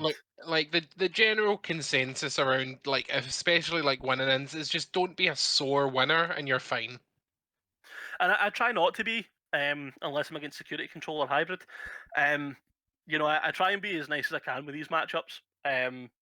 Like I, the Digimon community I find in general is much nicer than any other community I've been in. Yeah. I've played Dragon Ball, I've played Yu-Gi-Oh, I've had a shot at Pokemon. Like, I've played a few bits and pieces over the years, and I find the Digimon community is, minus the few outliers, is really the nicest one I've ever been in. Yeah. So I don't want to ruin that. I don't want to become part of the problem in that. So I always want to try and be as nice to my opponents as I can be within reason. So it was after that it was just right. I need to wait and see what happens, and then that's when we got the results announced at the end of the round, and I was 27th, which I Elizabeth. was absolutely gobsmacked at. I was so happy. And then I realised that they didn't have jackets for top 32. No. We need I to was go harder. I was severely distraught by that fact. I was like, at least I got a really cool mat and I got a gold pack. Like that's quite cool. So right, okay, right, be in for 9 o'clock tomorrow morning. Right, that's fine. I'm absolutely buzzing as I get back to the hostel. Just like, yes, I can't believe I did it. I can't believe I've made top 32. Like, slightly annoyed I don't get my pricing on the day, but I made top 32, so let's fucking go. And then have an absolute nightmare of a time trying to get in for the next day. Get in just after 9 o'clock. No one else is there, so 9 o'clock was way excessive. So I'm just sitting around, basically get to the point where there's no one else there that I can really talk to. So I basically just put my earphones in and just sit and listen to music while I'm waiting for everyone to get set up and all that kind of stuff. I had to re-sleeve my deck, got a little warning that we spoke about. What and then music basically did you listen to, Darren? Sorry, were you uh, hyping yourself up at the time, or was it just like light songs on shuffle? I don't remember. I think I just put my playlist on, which is more than a It's little just bit the varied. Warriors soundtrack over and over again. I don't know. I think there was some One Republic. I also think there was some Hollywood Undead, and I think there was some Slipknot. Yes, fueled by the so- Slipknot. So slight variation between the kind of music tastes. But yeah, I was just listening to it, trying to unwind, trying to just distract from the fact that I've somehow made top 32 on 4 hours sleep with a deck I'd been playing for 6 days. Going, fuck, right, okay, I need to do this. I want the fucking jacket. So we get that, and one of the boys comes over and says to me, "Good luck for the next round." Turns out it's my opponent for the next round, and is the only other player from the UK in the top 32. Yeah, so this is I'm gonna give a big shout out to Fenton here. So Aye. his handle's Fenton2G on various places, Card and market, buy some he new stuff. card market and yeah. So Fenton is a good friend of mine. We discuss the game quite often. He is an extremely good card game player. He's won a Yep. few regionals. He's won, I think he won Birmingham, stuff like that. He's one of the best card game players that I know. And he's just a he is- genuinely nice guy. yeah, We love to see it, man. he's very soft spoken, but when he does talk, it's always like he's just a good person to talk to. He's And he actually always interested in talking to you. He's yeah a really nice guy. he And I was always plays purple. Mhm. And he's Respect. good at it. Like he usually plays Lilithflip, and he's great at it. And then I was talking to him; he's playing Fenrir. So when I saw he Makes was sense. paired against you, I was absolutely gutted because either way, I don't win here because one of my friends loses. I mean, Um, I felt the same. Like, I was like, I don't really like this. Like, this is of everyone I could have played against, I think there was only one other person I didn't want to play against for completely different reasons. Like, but I was like, right, I don't want, like, I don't like this matchup because no matter what happens here, I'm either putting one of the boys out or he's putting me out. Like, there's Yep. no good result from Aye. this. And I'm not gonna lie, I genuinely thought Fenton was going to win. Like, did I. there was not a doubt in my mind Fenton was going to win that matchup. Not because you're bad. He's just really, really Aye. good. And look at the odds that were stacked against Darren, man. He's had like fucking 9 hours kip at a max over 2 days. He's fucking picked a deck up within the first week. You know, it's stacked against him. It's also not the meta pick. Like, I didn't expect to win that. I really didn't. What it boiled down to was just bad luck on his part. Game 1, I don't think either of us saw a rookie for about 5 or 6 turns. The only difference is I got a lot more value out of hard casting my level 4s. Yeah. And I can do it for less. So, you know, Hunters was immediately seeing the value out of it. And I managed to just push for damage and get through it. Game 2, he basically ended up just playing Hell Luga every single turn. Like, he was just dropping. Like, it got to the point where there was a couple games where it was just like a couple bits where it was just hardcast Fangmon, pick up Hell Luga, trash a card, digivolve into Hell Luga, draw, end of turn, do the whole thing, analog, try and get an egg, digivolve back into the Luga, like just trying to draw cards, and it wasn't enough. What it boiled down to was just I managed to the one check he done when he was trying to chip damage was a watchmaker, which gave me the additional security check that I needed to push for game. Because I saw with what he had set up that if I don't get him in this turn, I am fucked. And I had, don't get me wrong, I had most of my setup. I think I had 3 tamers set up. He was on 3 security. I was going to 4 memory, I think it was. I think I had a U, a Tagiru, and a watch. So I went, right, okay, we'll play the watchmaker, we'll check top 3, we'll add 2 cards, we'll digivolve for a reduced cost, draw, tuck under Clockmon, give it jamming, suspend both the watchmakers. He's now 3 checks. Swing for that. With the draw inheritables that I had, I saw the Arrest Surgemon and I just managed to put it in for game. It was completely bad luck on his part. I'm not even going to say it was player skill on my end because there wasn't much interaction, which is partly an issue with kind of one-shot decks where there isn't a lot of interaction. It is very much, do I kill you before you absolutely slap the shit out of me? And that was what happened. I managed to get that damage in. I managed to set up and push for game before he managed to react. And that was top 32, and it was probably the worst I've felt over a win out of the entire tournament.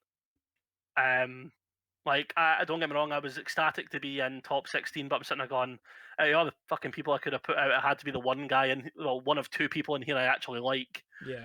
You know? but also out of everyone, Fenton gets it. It's a card game. He knows that that's the case. No, You could have he been was paired fine. against someone who is horrible to you, but Fenton obviously gets it. And Fenton, throughout any win, loss, whatever, is always kind, which is one of the reasons that I like him so much. And if anything, it made me feel fucking worse. Yeah. Like, you know, if Fenton or anyone else was a dick about it, then it'd be like, well, you know, sorry for your loss, but get it up you. But yes.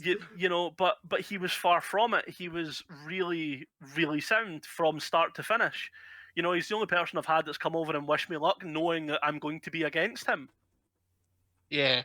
Definitely. You know, because he came over and said good luck for the top cut, and I was like, oh, you too, mate? And he's like, yeah, no, I'm against you. And I'm like, what? What the hell? You're fucking joking. How do you know that? And he was like, oh, yeah, no, it's just based on the numbers. Like, equals 33 is your pairing. And I was like, fuck. And that was it. You know, it was very much one of those. So we were in the last 2 tables for kind of like the brackets. And then, so obviously I was going to be playing against the table to the left of me, which was Security Control versus Yellow Vaccine. Shite matchup. And I was like, well, I don't really wish luck on any use at this point. All I said was, I said to the judge, that just looks like fucking paint to play, paint to watch. There must have been so many shit games in this like, Top Cup, man.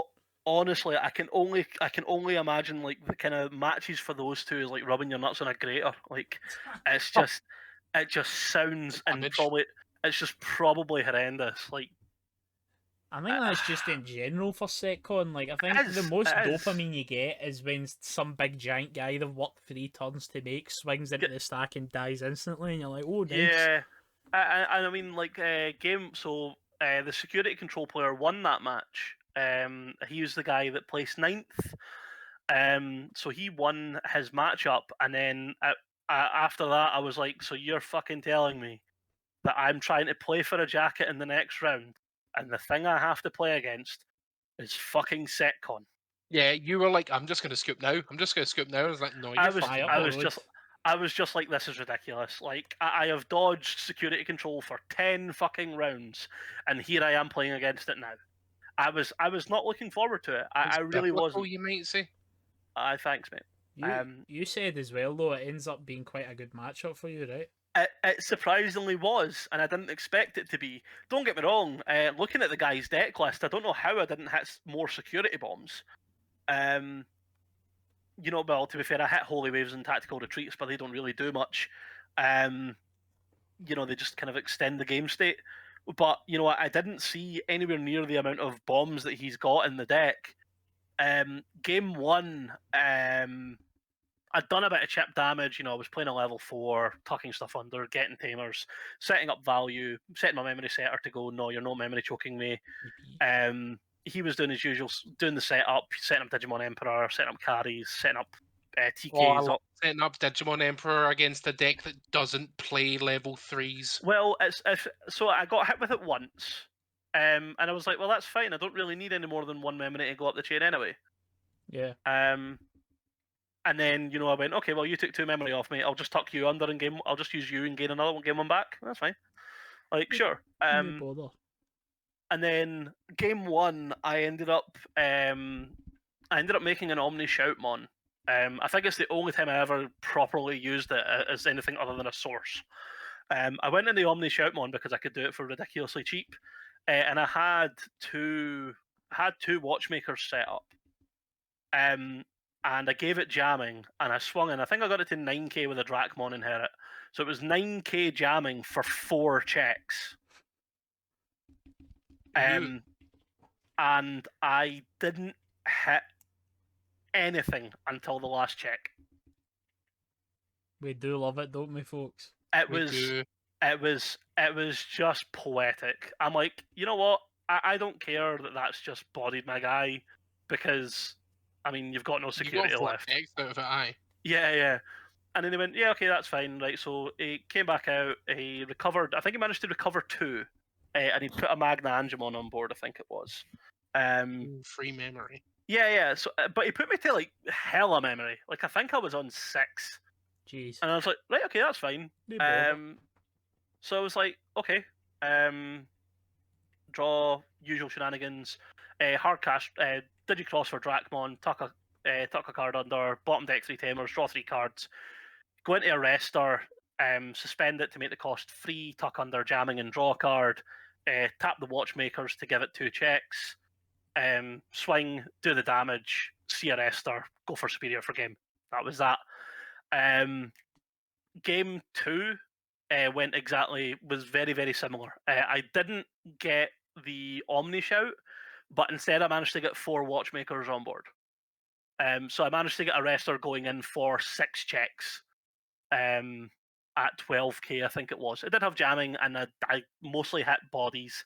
I think the first time I did swing with it, I hit a Chaos Degrade. That was fine. Learned my lesson. The game plan is we make an Arrestor at 7k with Dracmon, and then we give that jamming an extra checks and swing and see if it dies. Which is exactly what I did. Got big checks, went for damage, got a game, and I managed to beat him for top 16. So I got put down to top 8. So yeah, that was absolutely nerve wracking. Like, it was pretty stressful, but at the same time, he just wasn't like the thing is with Fenrir and Red Hybrid and stuff like that is they are setting up, and they are setting up for one big play that's just going to go boom, fuck you and everything you play with. Like, it's just, no, you can't play the game anymore. But with Setcon, it was really just right. Okay, remove your guy and recover. Like, Yeah, sure, that's fine. Like it just wasn't doing any more than that. Like it wasn't setting him up any higher. It wasn't giving him anything to work with. He couldn't get rid of my guys. As soon as he made a Shadow Sword, he didn't digivolve into a Dex at one point because I didn't give him enough. It was either 6 to digivolve, or I think it was 12 to. That's fucking interesting, isn't it? Against hunters. It was pretty early on in the game, mate. Where I had one. I think I had one tamer. And I think it was like 2 Digimon. He's like, fuck, I got to pay 6 to evolve into Dex instead of holding it. Like, he must have had his arse against the wall. I think so, mate. I think so. Or he was just trying to like it was Digivolve for 6 to stop 3 attacks. So I Yeah. get it. Has to be I done. get it. But he put me to that much memory that I just went, cool. Let's free play a tamer. Let's free play a tamer. Let's I just fucking saw the nuts off the back of it, and then went, right, cool. Arrest her. Tuck Dex under something because you've had an ace under that and lose 3 memory. Right? Can I keep playing? Thanks. And Banter. that was good on that front. Managing to get enough set up to put away a level 7 was fucking tasty. And that was that for the top 16. It was rough set of matches. Like I think once I hit top 8, I was just like, right, okay, I've got what got what I was dreaming of. I came here to get 12 tamer packs. I've walked away with top 8. Like worst case scenario, I am top 8. He's got the jacket secure, yeah, people. He's no got arse. got my jacket and paper, mate. I'm just waiting for it now. And then at that point, I was like, right, okay, next matchup, top 8. I was against Mirage, the guy who plays 4th. Now, unfortunately, the guy who played Mirage knew the matchup very, very well. He had no extra Digimon. He had no tamers. It was purely boosts. It was purely trainings. And then he'd make Mirage and he'd push for damage. To be honest, again, going back to hindsight's 2020, I really am kicking myself for this because I made 2 misplays over the course of the 2 games that I think genuinely cost me the matches. But at the same time, it's a mistake. I made it. I was tired. I played the deck for 6 days, 7 at that point. Yeah. You know what? I'll take top 8. I'll settle for top 8 at that point. Top 8 out of 512 players. Yeah, it'll do, I suppose. But it was stupid stuff. It wasn't even down to game. It wasn't even down to deck specific stuff. It was just I didn't think. I'd got a level 4 out, didn't attack with it, and then he removed it. And then in that game where I didn't attack with the level 4, I got Arrestor to swing for the final check with superior mode. So if I'd done that first check at the start of the game, that would have been the swing for game. And then game 2, I don't know what happened. I had like 13 cards in hand. It was horrible. Oh. Yeah. Hunters don't do that. I had no idea what was going on. So basically, I was tucking. If I tucked a card under Taiki, I was going, right, set me to 0. So it was horrible. It was just not a good time. And then basically what had happened was I was trying to go for damage, and I was trying to find a clock bond for jamming. Because I know they maybe run 1 to 2 security bombs, so I'll take the gamble on a level 4 at that point. So I was like, right, okay. And I was trying to find the cards, try to see if I could get something to tuck under for you to get the effects. For me? And I misplayed really badly. I had rookies in hand and I had an egg and raising and I didn't digivolve over. And then the draw on digivolve that I'd done, once I remembered, drew into the Clockmon. Yeah. So at that point, if I'd done that originally and I would have drew into the card at the start of turn, then I could have tucked it under for Digicross, arrested, and then got the security checks. I had 3 watchmakers on the board, and I went for 4 checks with an arrestor Dramon at 7k. The first check was a 7k Mirage Galgamon, and nothing else in security was going to deal with it. Oh. So if I'd managed to see an additional 2k or managed to see the jamming as a result, I would have got through security and then superior moded for game. So yeah, yet again, just little things, and that's all it takes. It's much like what the boy did in what my opponent did in semi-finals, where it is just a mistake, and they do just happen. Yep. I will probably forever kick myself for it because I could have got better. I should have done better, but that's on me, and that's my mistake to deal with. But at the end of the day, you could have played better, but you sure as hell could have played a hell of a lot worse. Oh, 100%. As I said, I was hoping to get top 128, and instead I got a jacket and a mat where I've got one of two in the UK, and I think the trophy card's the only one in the UK.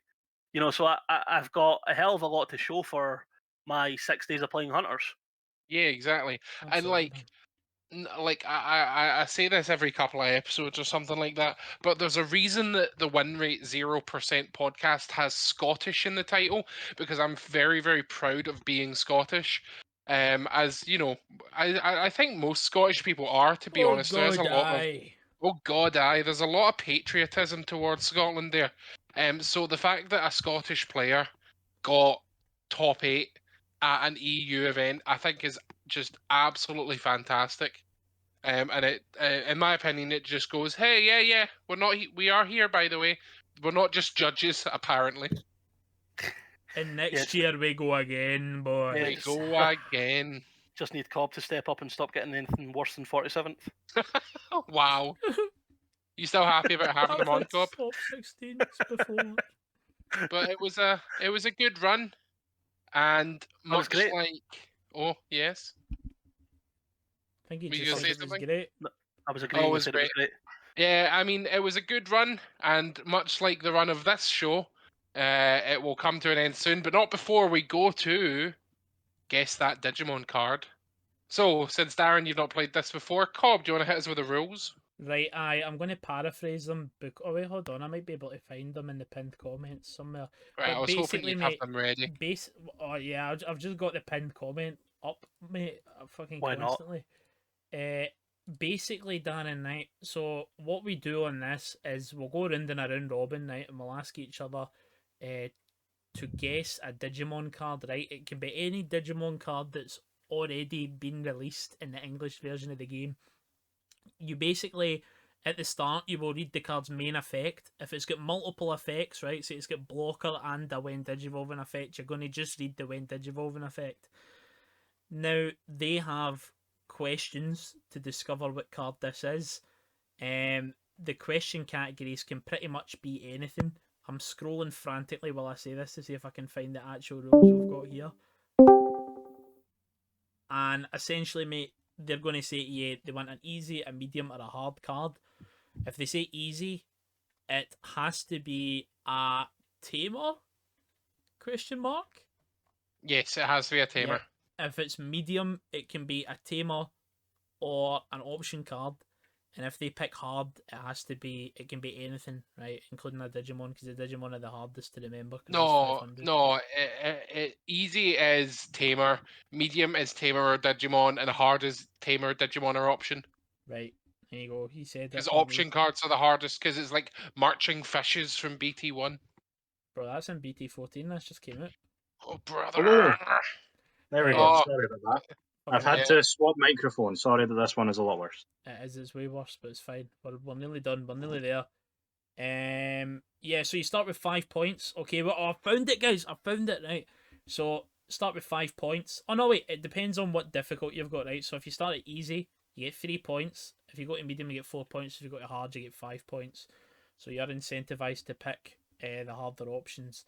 Every single time you guess what card it is after the first one, you lose a point. And you can also take a reduction of 1 point by asking a question like, what set is it from? What colour is it? We've even had things like, can you describe what's on the card artwork without saying the Digimon's name? You could ask anything you want really on that. It's up to you.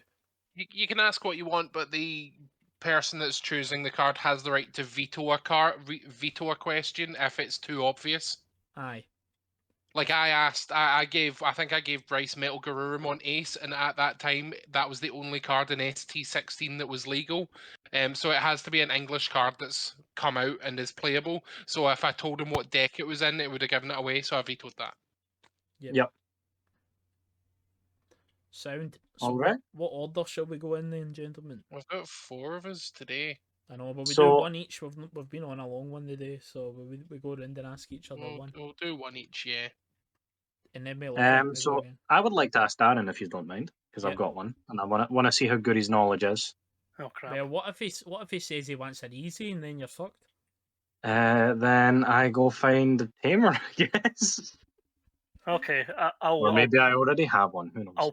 I'll play the middle ground then. Give me a medium. So medium as tamer or Digimon, right? Yep. Yeah. Yes.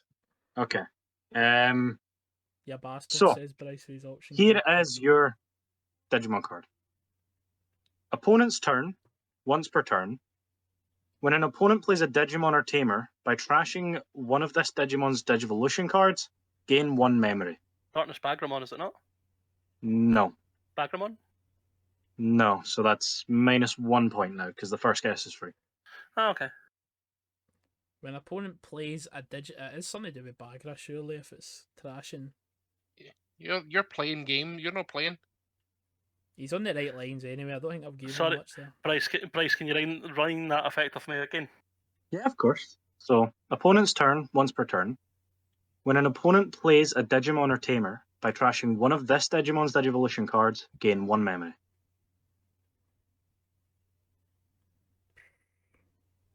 I think it's Bagra Army, and I don't know what it is. I don't know the Bagra Army stuff. Because it's gaining memory and it's trashing a source, which is very purple. Is it a Bagra Army Digimon? Yes. I mean, that technically comes under one of like the questions we normally ask, which is what is its trait. So I'll just give you the other trait, which is undead. I honestly I don't know the Bagra Army cards, What so a I'll just fucking weird thing to ask, Fucking man. card Like, what? I want to know what the story is here. yeah I don't know. I don't know. I got as far as it's Bagra Army. I cannot think of. I don't remember what the cards in Bagra Army are called. I couldn't tell you either, frankly. I know one guy in Bagra Army. Well, I've apart looked from up the big all man. of them and I still can't get it. You're fucking blind then. Right, are you throwing in the towel? Is there any? I'm trying to think of any questions I can do to make this easier. Oh, So, I mean, you can would it be going too far if I did try to describe the card art for him? He's already down 2 points anyway, so another Go one for wouldn't be it. too bad. Game it. Right. It is guys with masks on, like gas masks, holding guns. I can Guys. fucking picture this, but I don't know the guy's name, frankly.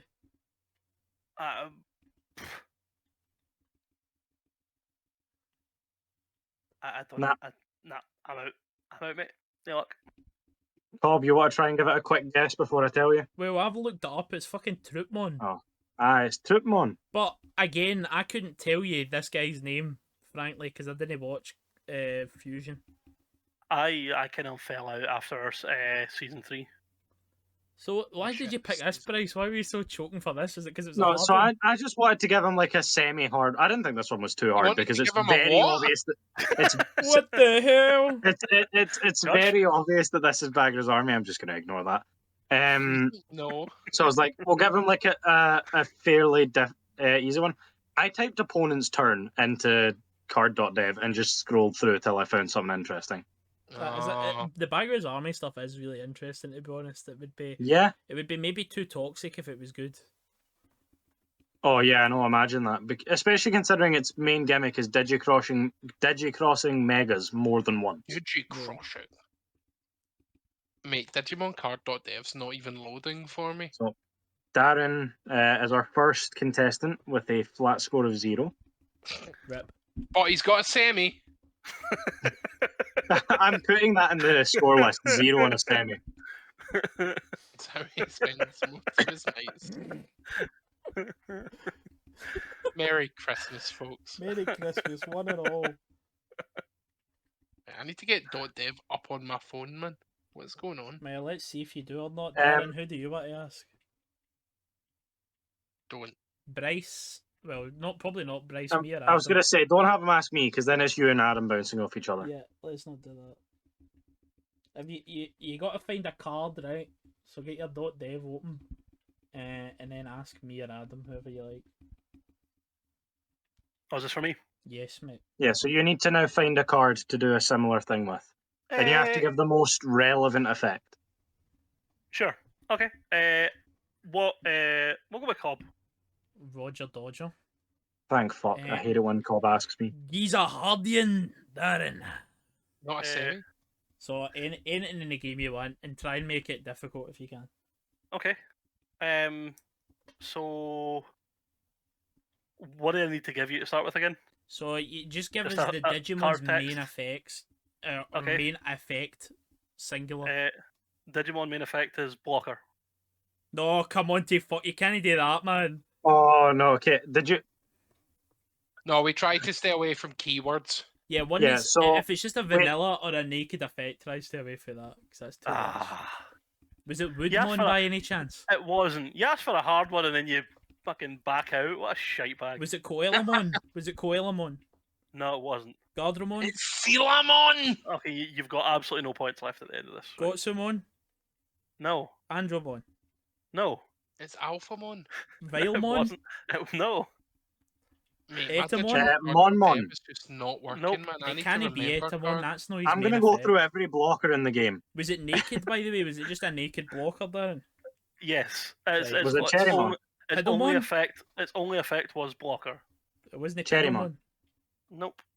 It does have an Monochromon? inheritable. It does have an inheritable. Oh, but it fucking doesn't- hell. that's Okay, power blocker cube. with an inheritable, I can find that. That's new. That's new. Well, you said to me a vanilla is its own effect if it doesn't have its own effect. Is it Bribey wait. Ludramon? It just has the inheritable blocker. No. Nah, that wouldn't count. That wouldn't count. You have to read the full thing, the full main effect, surely. Right. I'm just going My till I card find the dot first depth's not blocker. working, by the way. It's working for me. How could it not be Monochromon? Suck it, Adam. I don't even know what this could be. I swear I've went through every generic blocker for the start of the set. What's What Get an card is just inheritable, though. basically a blocker vanilla with an inherited? How, that was really late on. Do you want me to Is tell it, you? is it Aye, tell us who Angoramon? it is. It's Cordramon. Coldramon? Oh my god, isn't Yeah. that thing's inherited fucking just hell, fucking blocker true. or evade? No, it does. It's got- The green ones get blocker. It's the green one. It's got blocker and gives blocker. Aye, I didn't Right, know okay. chance. So I have another Digimon. It's not got a main effect, but it does have an inheritable. Okay, that's fine. The inheritable is all turns while you have 8 or more cards in your hand. This Digimon gets plus 1000 DP. Oh, Okay, so immediately I'm thinking it's this isn't a guess, by the way. I'm thinking it's either Galgamon related or Garurumon related. All turns though, I think that's more of a Galgamon thing. So, what ones give it? I don't think they'll leave. I think I want to say that the Galgamon stuff is exclusively, but it's not got a main effect. It's just the inheritable. Oh, that's fucking throwing me for a loop actually then. Because if it's not got a main effect, it's just getting inheritable. It's not going to be fucking Galgamon. Oh god, right. Plus 1000 DP inheritable. That could be on. That's probably on a black card then. That's a very black trait. Although some green stuff does have it as well. I'm going to have to ask a question. I need to narrow this down. Which set is it from? Starter deck 8. Starter deck 8. I can't fucking remember what one that is. Am I allowed to look up what starter deck 8 is, or will you furnish me with that information? You should know what that is. I fucking you don't can't remember look the anything numbers. up. No, you're not allowed to look anything up. Right, okay. I mean, should it be another point to ask what starter deck 8 was? Mate, just count them out What- in your head. I need to start saying, what is the name of the set it's from? So, right, okay, so, right, at the start, so, I mean- see, you're just locking yourselves in here longer, because now I have to try and work out roughly what starter deck 8 is. So you I had mean, the wait, so starting did you ones- ask what set it's from? Does that not mean he should technically get the name of the set? I mean, if that's the case, that's fine. First time playing it, I don't know the rules. I'm asking Adam. I said, I'm what set is unsure. it from? To be fair, I don't think I said what's the name of the set or something. I said what set is Yeah, it to from? be fair, we've never actually done that. We just say like Have BT9 we or not? whatever. No, I don't I think mean, we've yeah. To be ever fair, gave we the don't usually name. have a problem with that. You're not Yeah, you know saying what? new away Yeah, to sure. He only Right, gets the okay, number. here Good we luck. go, boys. You're locked in the fucking time chamber here with me as I go back to 2020. So you had, right, what were the first three? You had the Greymon one. They had the blue one, the Metal Garurumon, and then you had the Angemon one. Then there was a purple Garurumon one, right? Then there was the black one, which was the first one I bought with the fucking tie and the big red. What's his fucking name? He's in Aye, and Big Red. no big red Greymon. What's his name? The level 6, the cyborg one. Blitz. Blitz. Yeah, so you had Blitz Greymon. Does that count as a question? Is that a No, point off? no, No, no. you answered that Don't one. you? This is bad enough, man. This is bad enough. And then you had fucking the green one. Wait, is he? Now this is where things get a bit spotty. Right, we're at 6. What was after that? Can you imagine asking for a hard one and then complaining that it's hard? I'm not complaining, mate. I'm working it out there. Oh, So I can't actually remember. I feel like there's something in the void here that I'm not remembering. But you've got.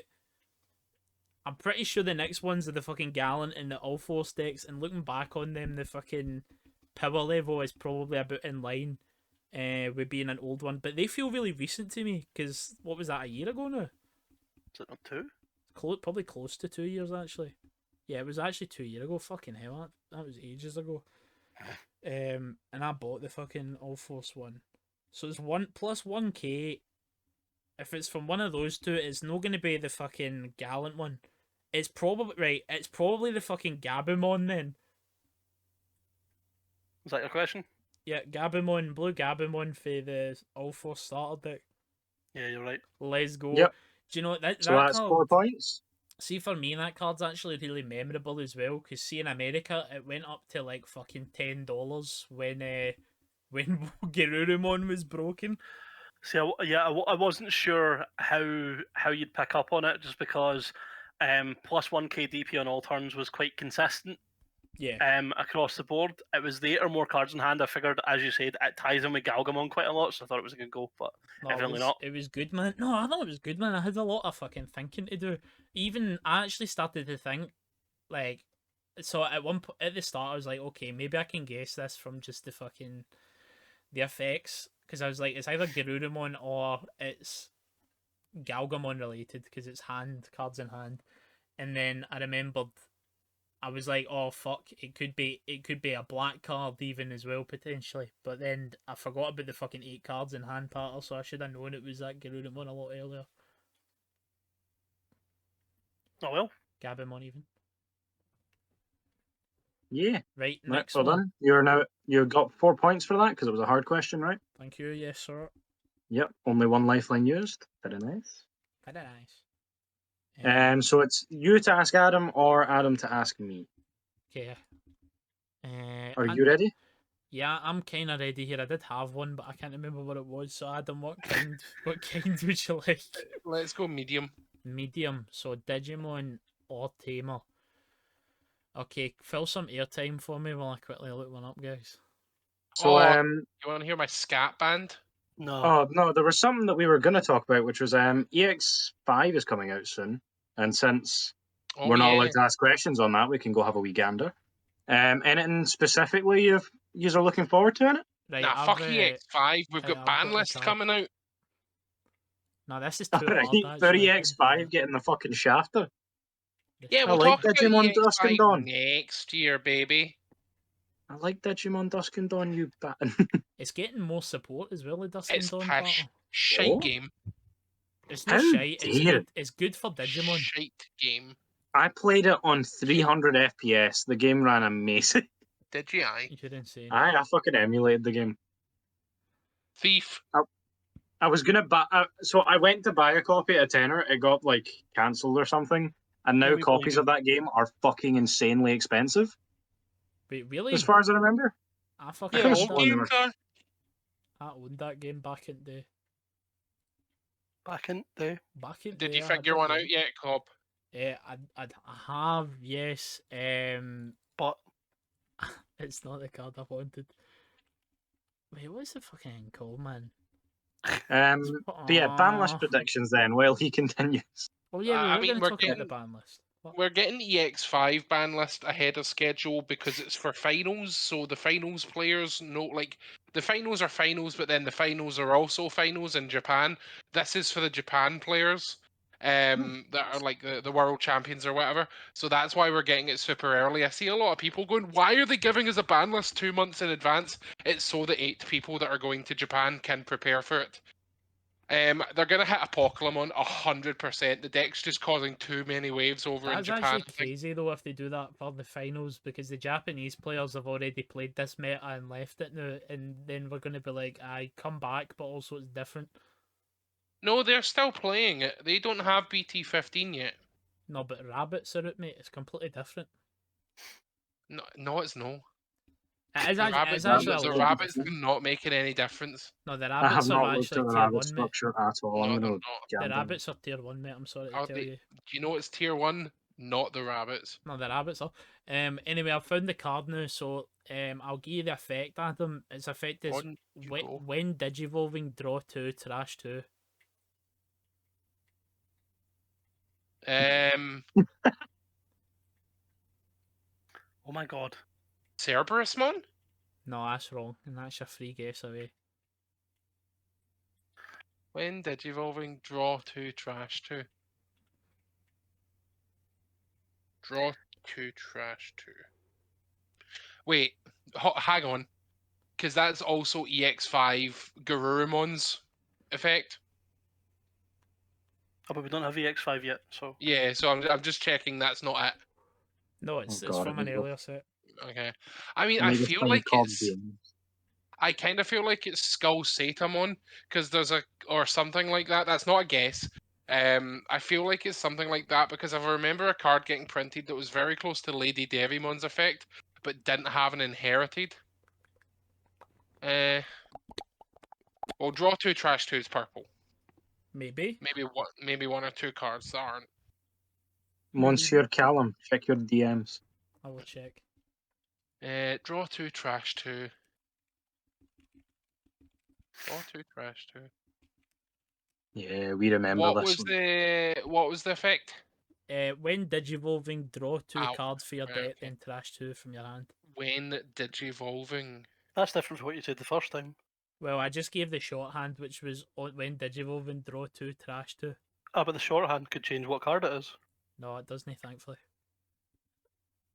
When Digivolving, draw 2, trash 2. You might I'll be take a right, Darren, to lifeline be fair, of but what set is it from? this card is from BT11, 11. 11, which was the Uh, format for the last finals. That's Dimensional Phase. I didn't realise people actually remembered the names. I was about to say, he's got .dev up, man. How's he fucking No, remember Dimensional Phase out here? Mate, all of the Because- names on Dev are in Japanese. Oh, Because true, that's actually, the, it's no sense. That's the Mirage set. That's where the Mirage SR came out. Aye, but the Mirage set's fucking 13, surely. No, because 12 is Across Time, 13 is Royal Knights. If 11 was the Mirage set, more people would be playing bloody Nikolai Kozlov out here. No, because that card's shite. Anyway, so it was in BT 11. No, that is judgmental. We've got the start of the Shine line. The start of the Shine line. We've Let it got shine, let it shine. Mirage. What else did I pull? Arena Galactimon is in that set. Oh god, he is, isn't he? I know, poor boy. Back when we had other Callum at locals, shout out. I know what happened to Cal. What was Bro was like Pokemon massive in into the that game and we haven't seen him. I know. We miss you, Callum, if you're listening. We love What? the Disco Reptile. Shout out. What was that set? That was Hunters. Nah, BT Hunters. Velvet Hunters. Aye, Oh yeah, Cross Time, yeah, duh. This was the one that was like the Digimon World game that we didn't get.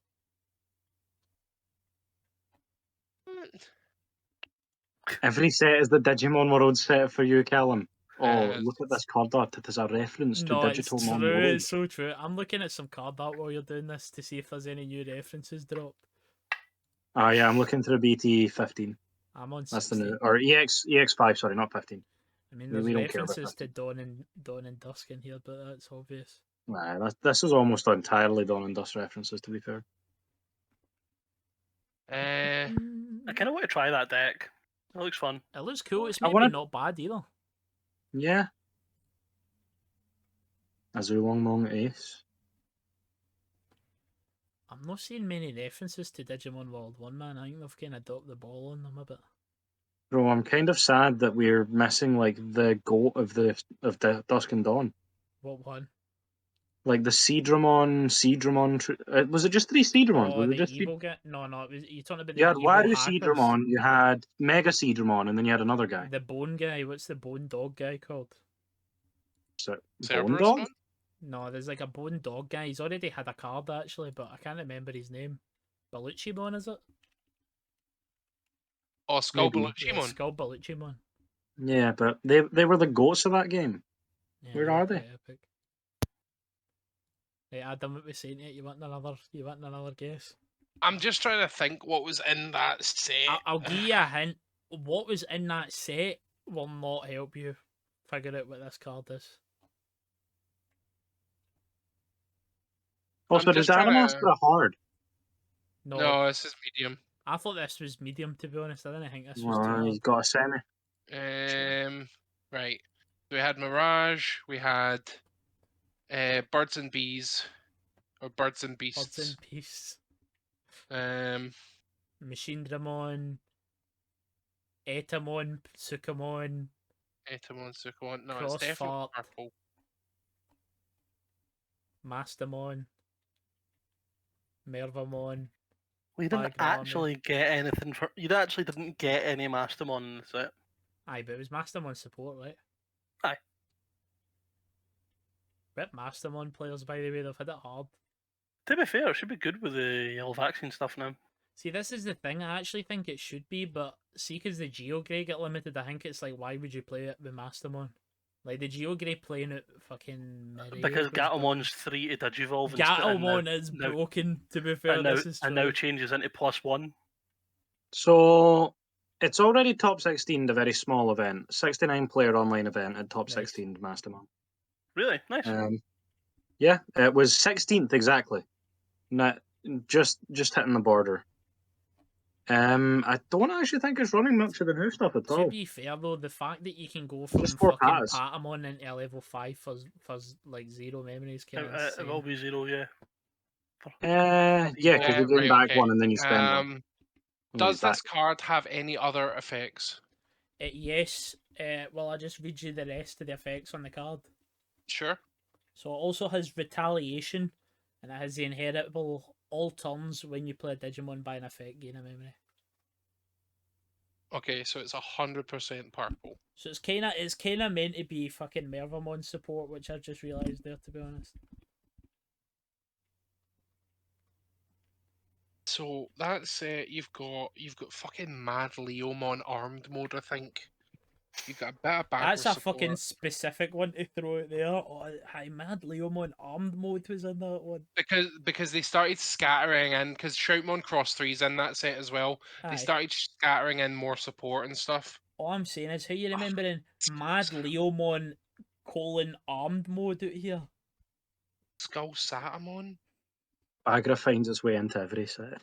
Mad it- Leomon armed mode does. Skull Satamon. It's not Skull Satamon. It's quite a good Skull- card, that. Skull Meramon? Is that level 5? Yeah, Skull Meramon's a level 5, but he's not in that set. The only thing he's got is a level 5 vanilla. Did I even tell you it was a level 5? It's the effect. It's when Digivolving effect. It's too powerful for a level 4, Sussy but it's Baka. not powerful. I don't know what the card is. You came up. Aye. I tell you what, Adam, I'll give you one hint, and if you get it, I'll give you 1 point, right? Right. This card is famous for being Diet Lady Devimon. I said that. I said it was Diet Lady Devimon. Like, I know the card, I just don't know what the character is. It's Blue Meramon, depicted Oh. in the DG dimension. Yep. Oh, We I love love Blue Blue Meramon Meramon. as well. Fucking should have got that. See, I like Meramon, yeah. but I think his line is pish. Blue Meramon is shite. It's just a colour fucking palette swap, and then Skull Meramon I think is lame as hell as well. No, Yeah. we DM Cobb with that immediately because we remember Lady Devi Light. We do. If you're a budget player and you can't afford Lady Devimon, Blue Meramon goes in the deck. Yeah. And then you realise that Gato doesn't reduce it and you cry. You do, yeah. So true. Right, Yeah. Sam, Righty ho, Adam. Anyway, Bryce, what would you like? So I really wouldn't like a hard one, but I'm gonna go with it because we end the season on a hard. We do end the like that. season hard. we do. We always end hard. Okay. I have something for you. This will give one of the Okay. things away, but it should be fine.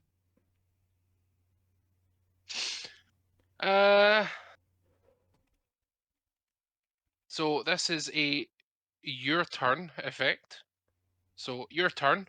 When an opponent's Digimon is deleted, this Digimon gains security attack +1 for the turn for each of your opponent's Digimon deleted. I know what this is. What the I'm not sure if this is really old or really new. It sounds newer because it's a stronger effect. Wait, Oh, watch this be like the most obvious shit. I think I might know what this is. Wait, so can you repeat that please? Of course. Your turn. When an opponent's Digimon is deleted, this Digimon gains Sec attack +1 for the turn for each of your opponent's Digimon deleted. So we know it's a Digimon. It's either a red or purple effect in my head. It's definitely not blue. Blue doesn't fuck with delete. Nah. Or Seg +1. Yellow doesn't sound right. Could be green, I guess, but green doesn't sound right. I've missed a color. I do Black. indeed know this card. Yeah, which makes me think it might be that, but I don't. For each Digimon deleted, gain a security attack. I'll give you a hint for free because it's Christmas. This card was hyped up to be the most broken end of the card game as we know it, and it What? proceeded to make no cultural impact whatsoever. That's insane for me to think about, man. Oh, fuck. I mean, that really makes me think that it's recent because I remember like all the drama cards way like old ones. Yeah. Oh, but I don't remember. Like everyone was like, this card's New ones. busted. This is the end of the game, and it proceeded to win nothing. No wonder, man. For each Digimon deleted this way, That's really and it was interesting. hyped to fuck. Is this like the Omnimon Alter B or something? Is that a guess, or are you thinking out loud? Alter B, yeah, Omnimon Alter B. It is not Alter B. Alright, so there's the free guess gone. Who's hyping up Alter B, man? Come on, Bryce. I don't That know. one Good guy in in the the game. Glasgow chat. I don't know, man. I don't remember anything being hyped up that had that fucking effect. Oh! Wait a minute, is this like the bird? The fucking. Oh, is it? I don't know how to pronounce it. It's Well, like it's like the four sovereign red bird. come No, on. because that wasn't hyped up. It's like Kyomon or something, but What the I know fuck, because Adam? Come on. Well, but it's funny. is it the bird? Is It it is. that one that? It is Zukaomon. Yeah, I cannot pronounce it for fuck. So yeah, for once I get points. Well done, mate. Well Yeah. done. What's that? Yeah, because Three? like when this card got revealed, everyone was like, "This card's busted. Delete everything on the field. Swing for 5 checks. Hybrid for game." And then nobody played it. I think this could come You back the new because it's wee guy meta. Oh, so it's just my Tekken Shine Greymon. Yes. you clearly went in different circles because when that card was revealed in my group, everyone went, "This card's kind of dog," because it costs 5. It's only good if they've Yeah, got a it very costs 5, wide board and but you fucking gain 1 swing. memory back for each one deleted. Shite. It's Shite. like set 8 or something, right? It's probably gonna even if they've got a wide board, unless it's fucking D Brigade, you're probably only gonna gain back like fucking 2 Yeah, memory. it's set 8. Well, Adam was kind. I know. You should have got a Appreciate hint it. from it, Bryce, because I didn't remember this being hyped. So because I Yes. wasn't I, fucking. d- I didn't remember it being hyped, so I didn't really get that hint very much. Yeah, that's fair. That, if anything, that threw me off of it because I was about to go away from it like, that wasn't hyped up. No one gave a fuck about this card. Yeah, because I was genuinely like, no way, man. That's an interesting tidbit of Digimon TCG lore that this piece of shite get hyped up. Yeah. So it's just way too expensive. In a format where like people were going, oh, turn 2, Pildramon, swing twice, Digivolve, bring out the sources. Yeah, but bro, if they do that and they end on Pildramon or something, Imperial Fighter mode, then you pop 2 of them and then it's 3 memory and you swing for 3 checks, Pog. This was also like Yellow Hybrid's height and Armor's height. So that card was completely fucking useless. See, I was going to say I didn't want to because I thought it would have gave you too much of a hint, but I was going to say, was Rookie Rush still a thing when this card was about or something? No. Armor. Armor was the next like Rookie Rush style. Armor Rushes get like a Vmon and a Flame Dramon on the board and they go, okay, pop Flame Dramon, and then they go de-digivolve it and they let Pog. Yeah. Oh, fucking hell. That was a long one, boys. It was a long one. Aye. So just to start wrapping up then, it has been a really fun year of doing this podcast. We've managed at least an episode a month, which has been good. This is our 15th episode. Obviously, we started in November with Jason on the primary cast, but Jason dipped, and he's, just in case anyone's interested, Jason's doing great. And Bryce joined the show for I the know who other this Jason is. 12, 13 episodes. Safe to say, I think Bryce has earned his spot, as has everyone else on the team. I think it's been a really good, fun year for the podcast. How do you feel, guys? Yeah, it's been good. Only regret is that we didn't do more of it and more consistently because, you know, it's hard when you're like a wee podcast and you're like, there's, oh, how many people are watching this? Maybe we'll just push it back a couple of weeks. But, you know, there are people listening and, you know, it's shite that I'm personally, when I listen to podcasts, I'm always buzzing when I see one pop up. So hopefully more will be popping up more consistently for you next year. Yeah. What This about you, has been Bryce? completely fucked. Nah. It has been fucked, to be fair. It has been It has been completely fucked. Like almost every episode, which somehow we didn't do this episode, has gone into some completely fucking random tangent or rant. Sometimes Digimon related, sometimes completely unrelated. But it's fucking great and I love it. That is epic. Yeah, Just it's stop been. recording so late at night. Yeah, we'll find a better time. It's just what fits in it. Nobody's making time on their Saturday to record 3 hours. They're talking about Digimon, like a good hour that isn't in the evening, you know. So Yeah. Let it's us kind of know. what Do fits. people want us to keep the 3 hours or do they want us to try and tighten things up a bit? I would like Yeah. to shoot Real for answers. 2 hours, but we're just balling it at the minute, in this. So We are balling, and as ball is life, it means we're living. so true, bro. Yeah, I think it's been a real good year for us. You know, we could easily, I think at this point, you know, we've done a full year of the podcast. We could easily dip and just say that's it. But I'm still excited for what the Digimon card game has to offer in the next sort of year.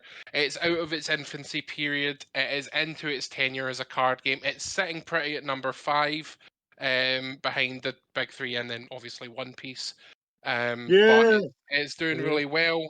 In terms of the podcast this year, obviously we've had a lot of, you know, memorable long-term listeners. A big shout out to people like UXO especially for listening in. Yes. Shout out And Scott, for who I accidentally got addicted. Scott, for everyone that's listening, you And know, thank you very much. UXO, he got top 32 again, He did. boys. Second UXO year got in a top row, 32. baby. With the Beelzemon. Very epic. Yeah, Shout out to Is him. he the one Beelzemon? Is that who it That's was? him, yeah. that he was. Yeah. Oh, we love to see it. Which is good fun. If you're interested in a little bit of statistics, for our 15 episodes, we have 2,128 total plays, which is kind of cool, in the thousands. Yes. people are listening. My headset cable just ran along the ground, and I thought it was a mouse, and I shit myself.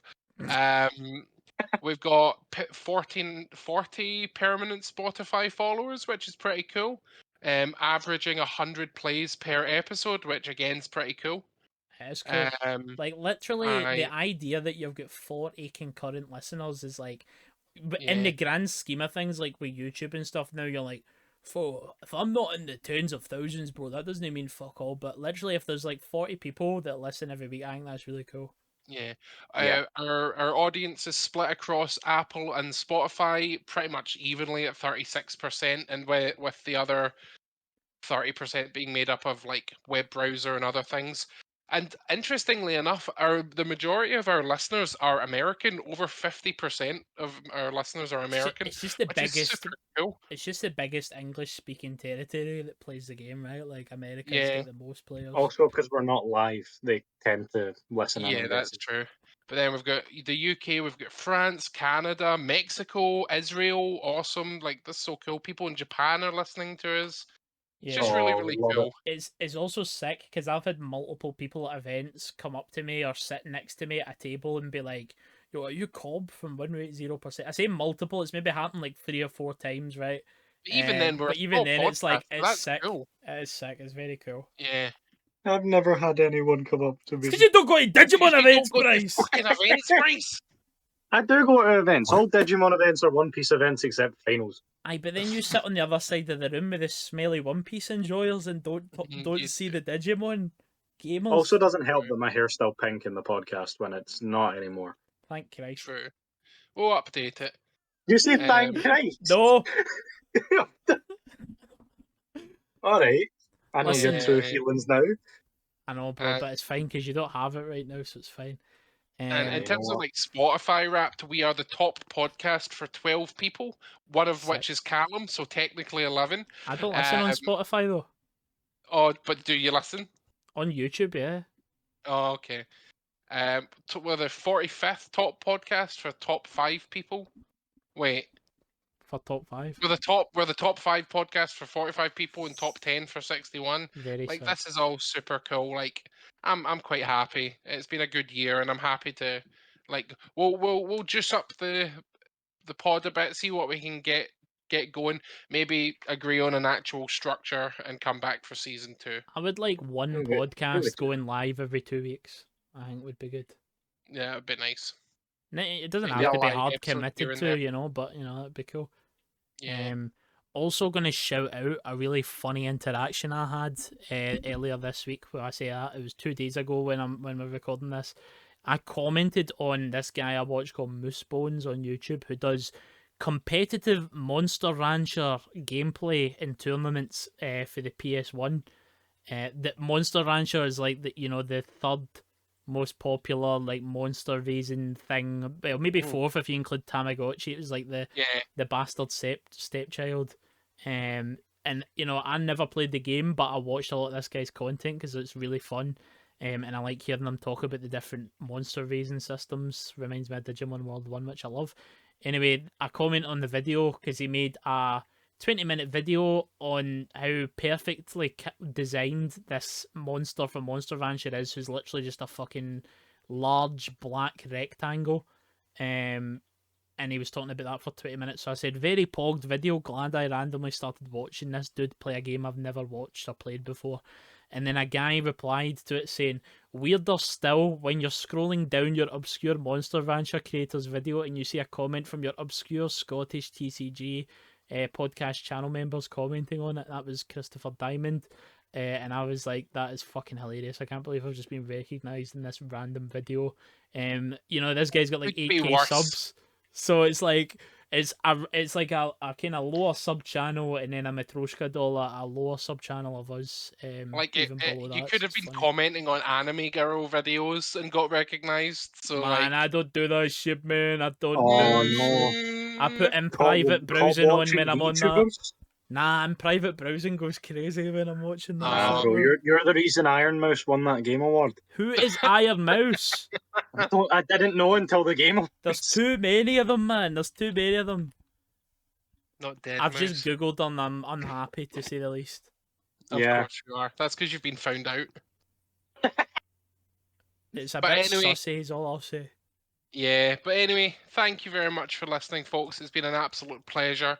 Obviously, have a fantastic holiday, Christmas, whatever you celebrate. Have a great New Year.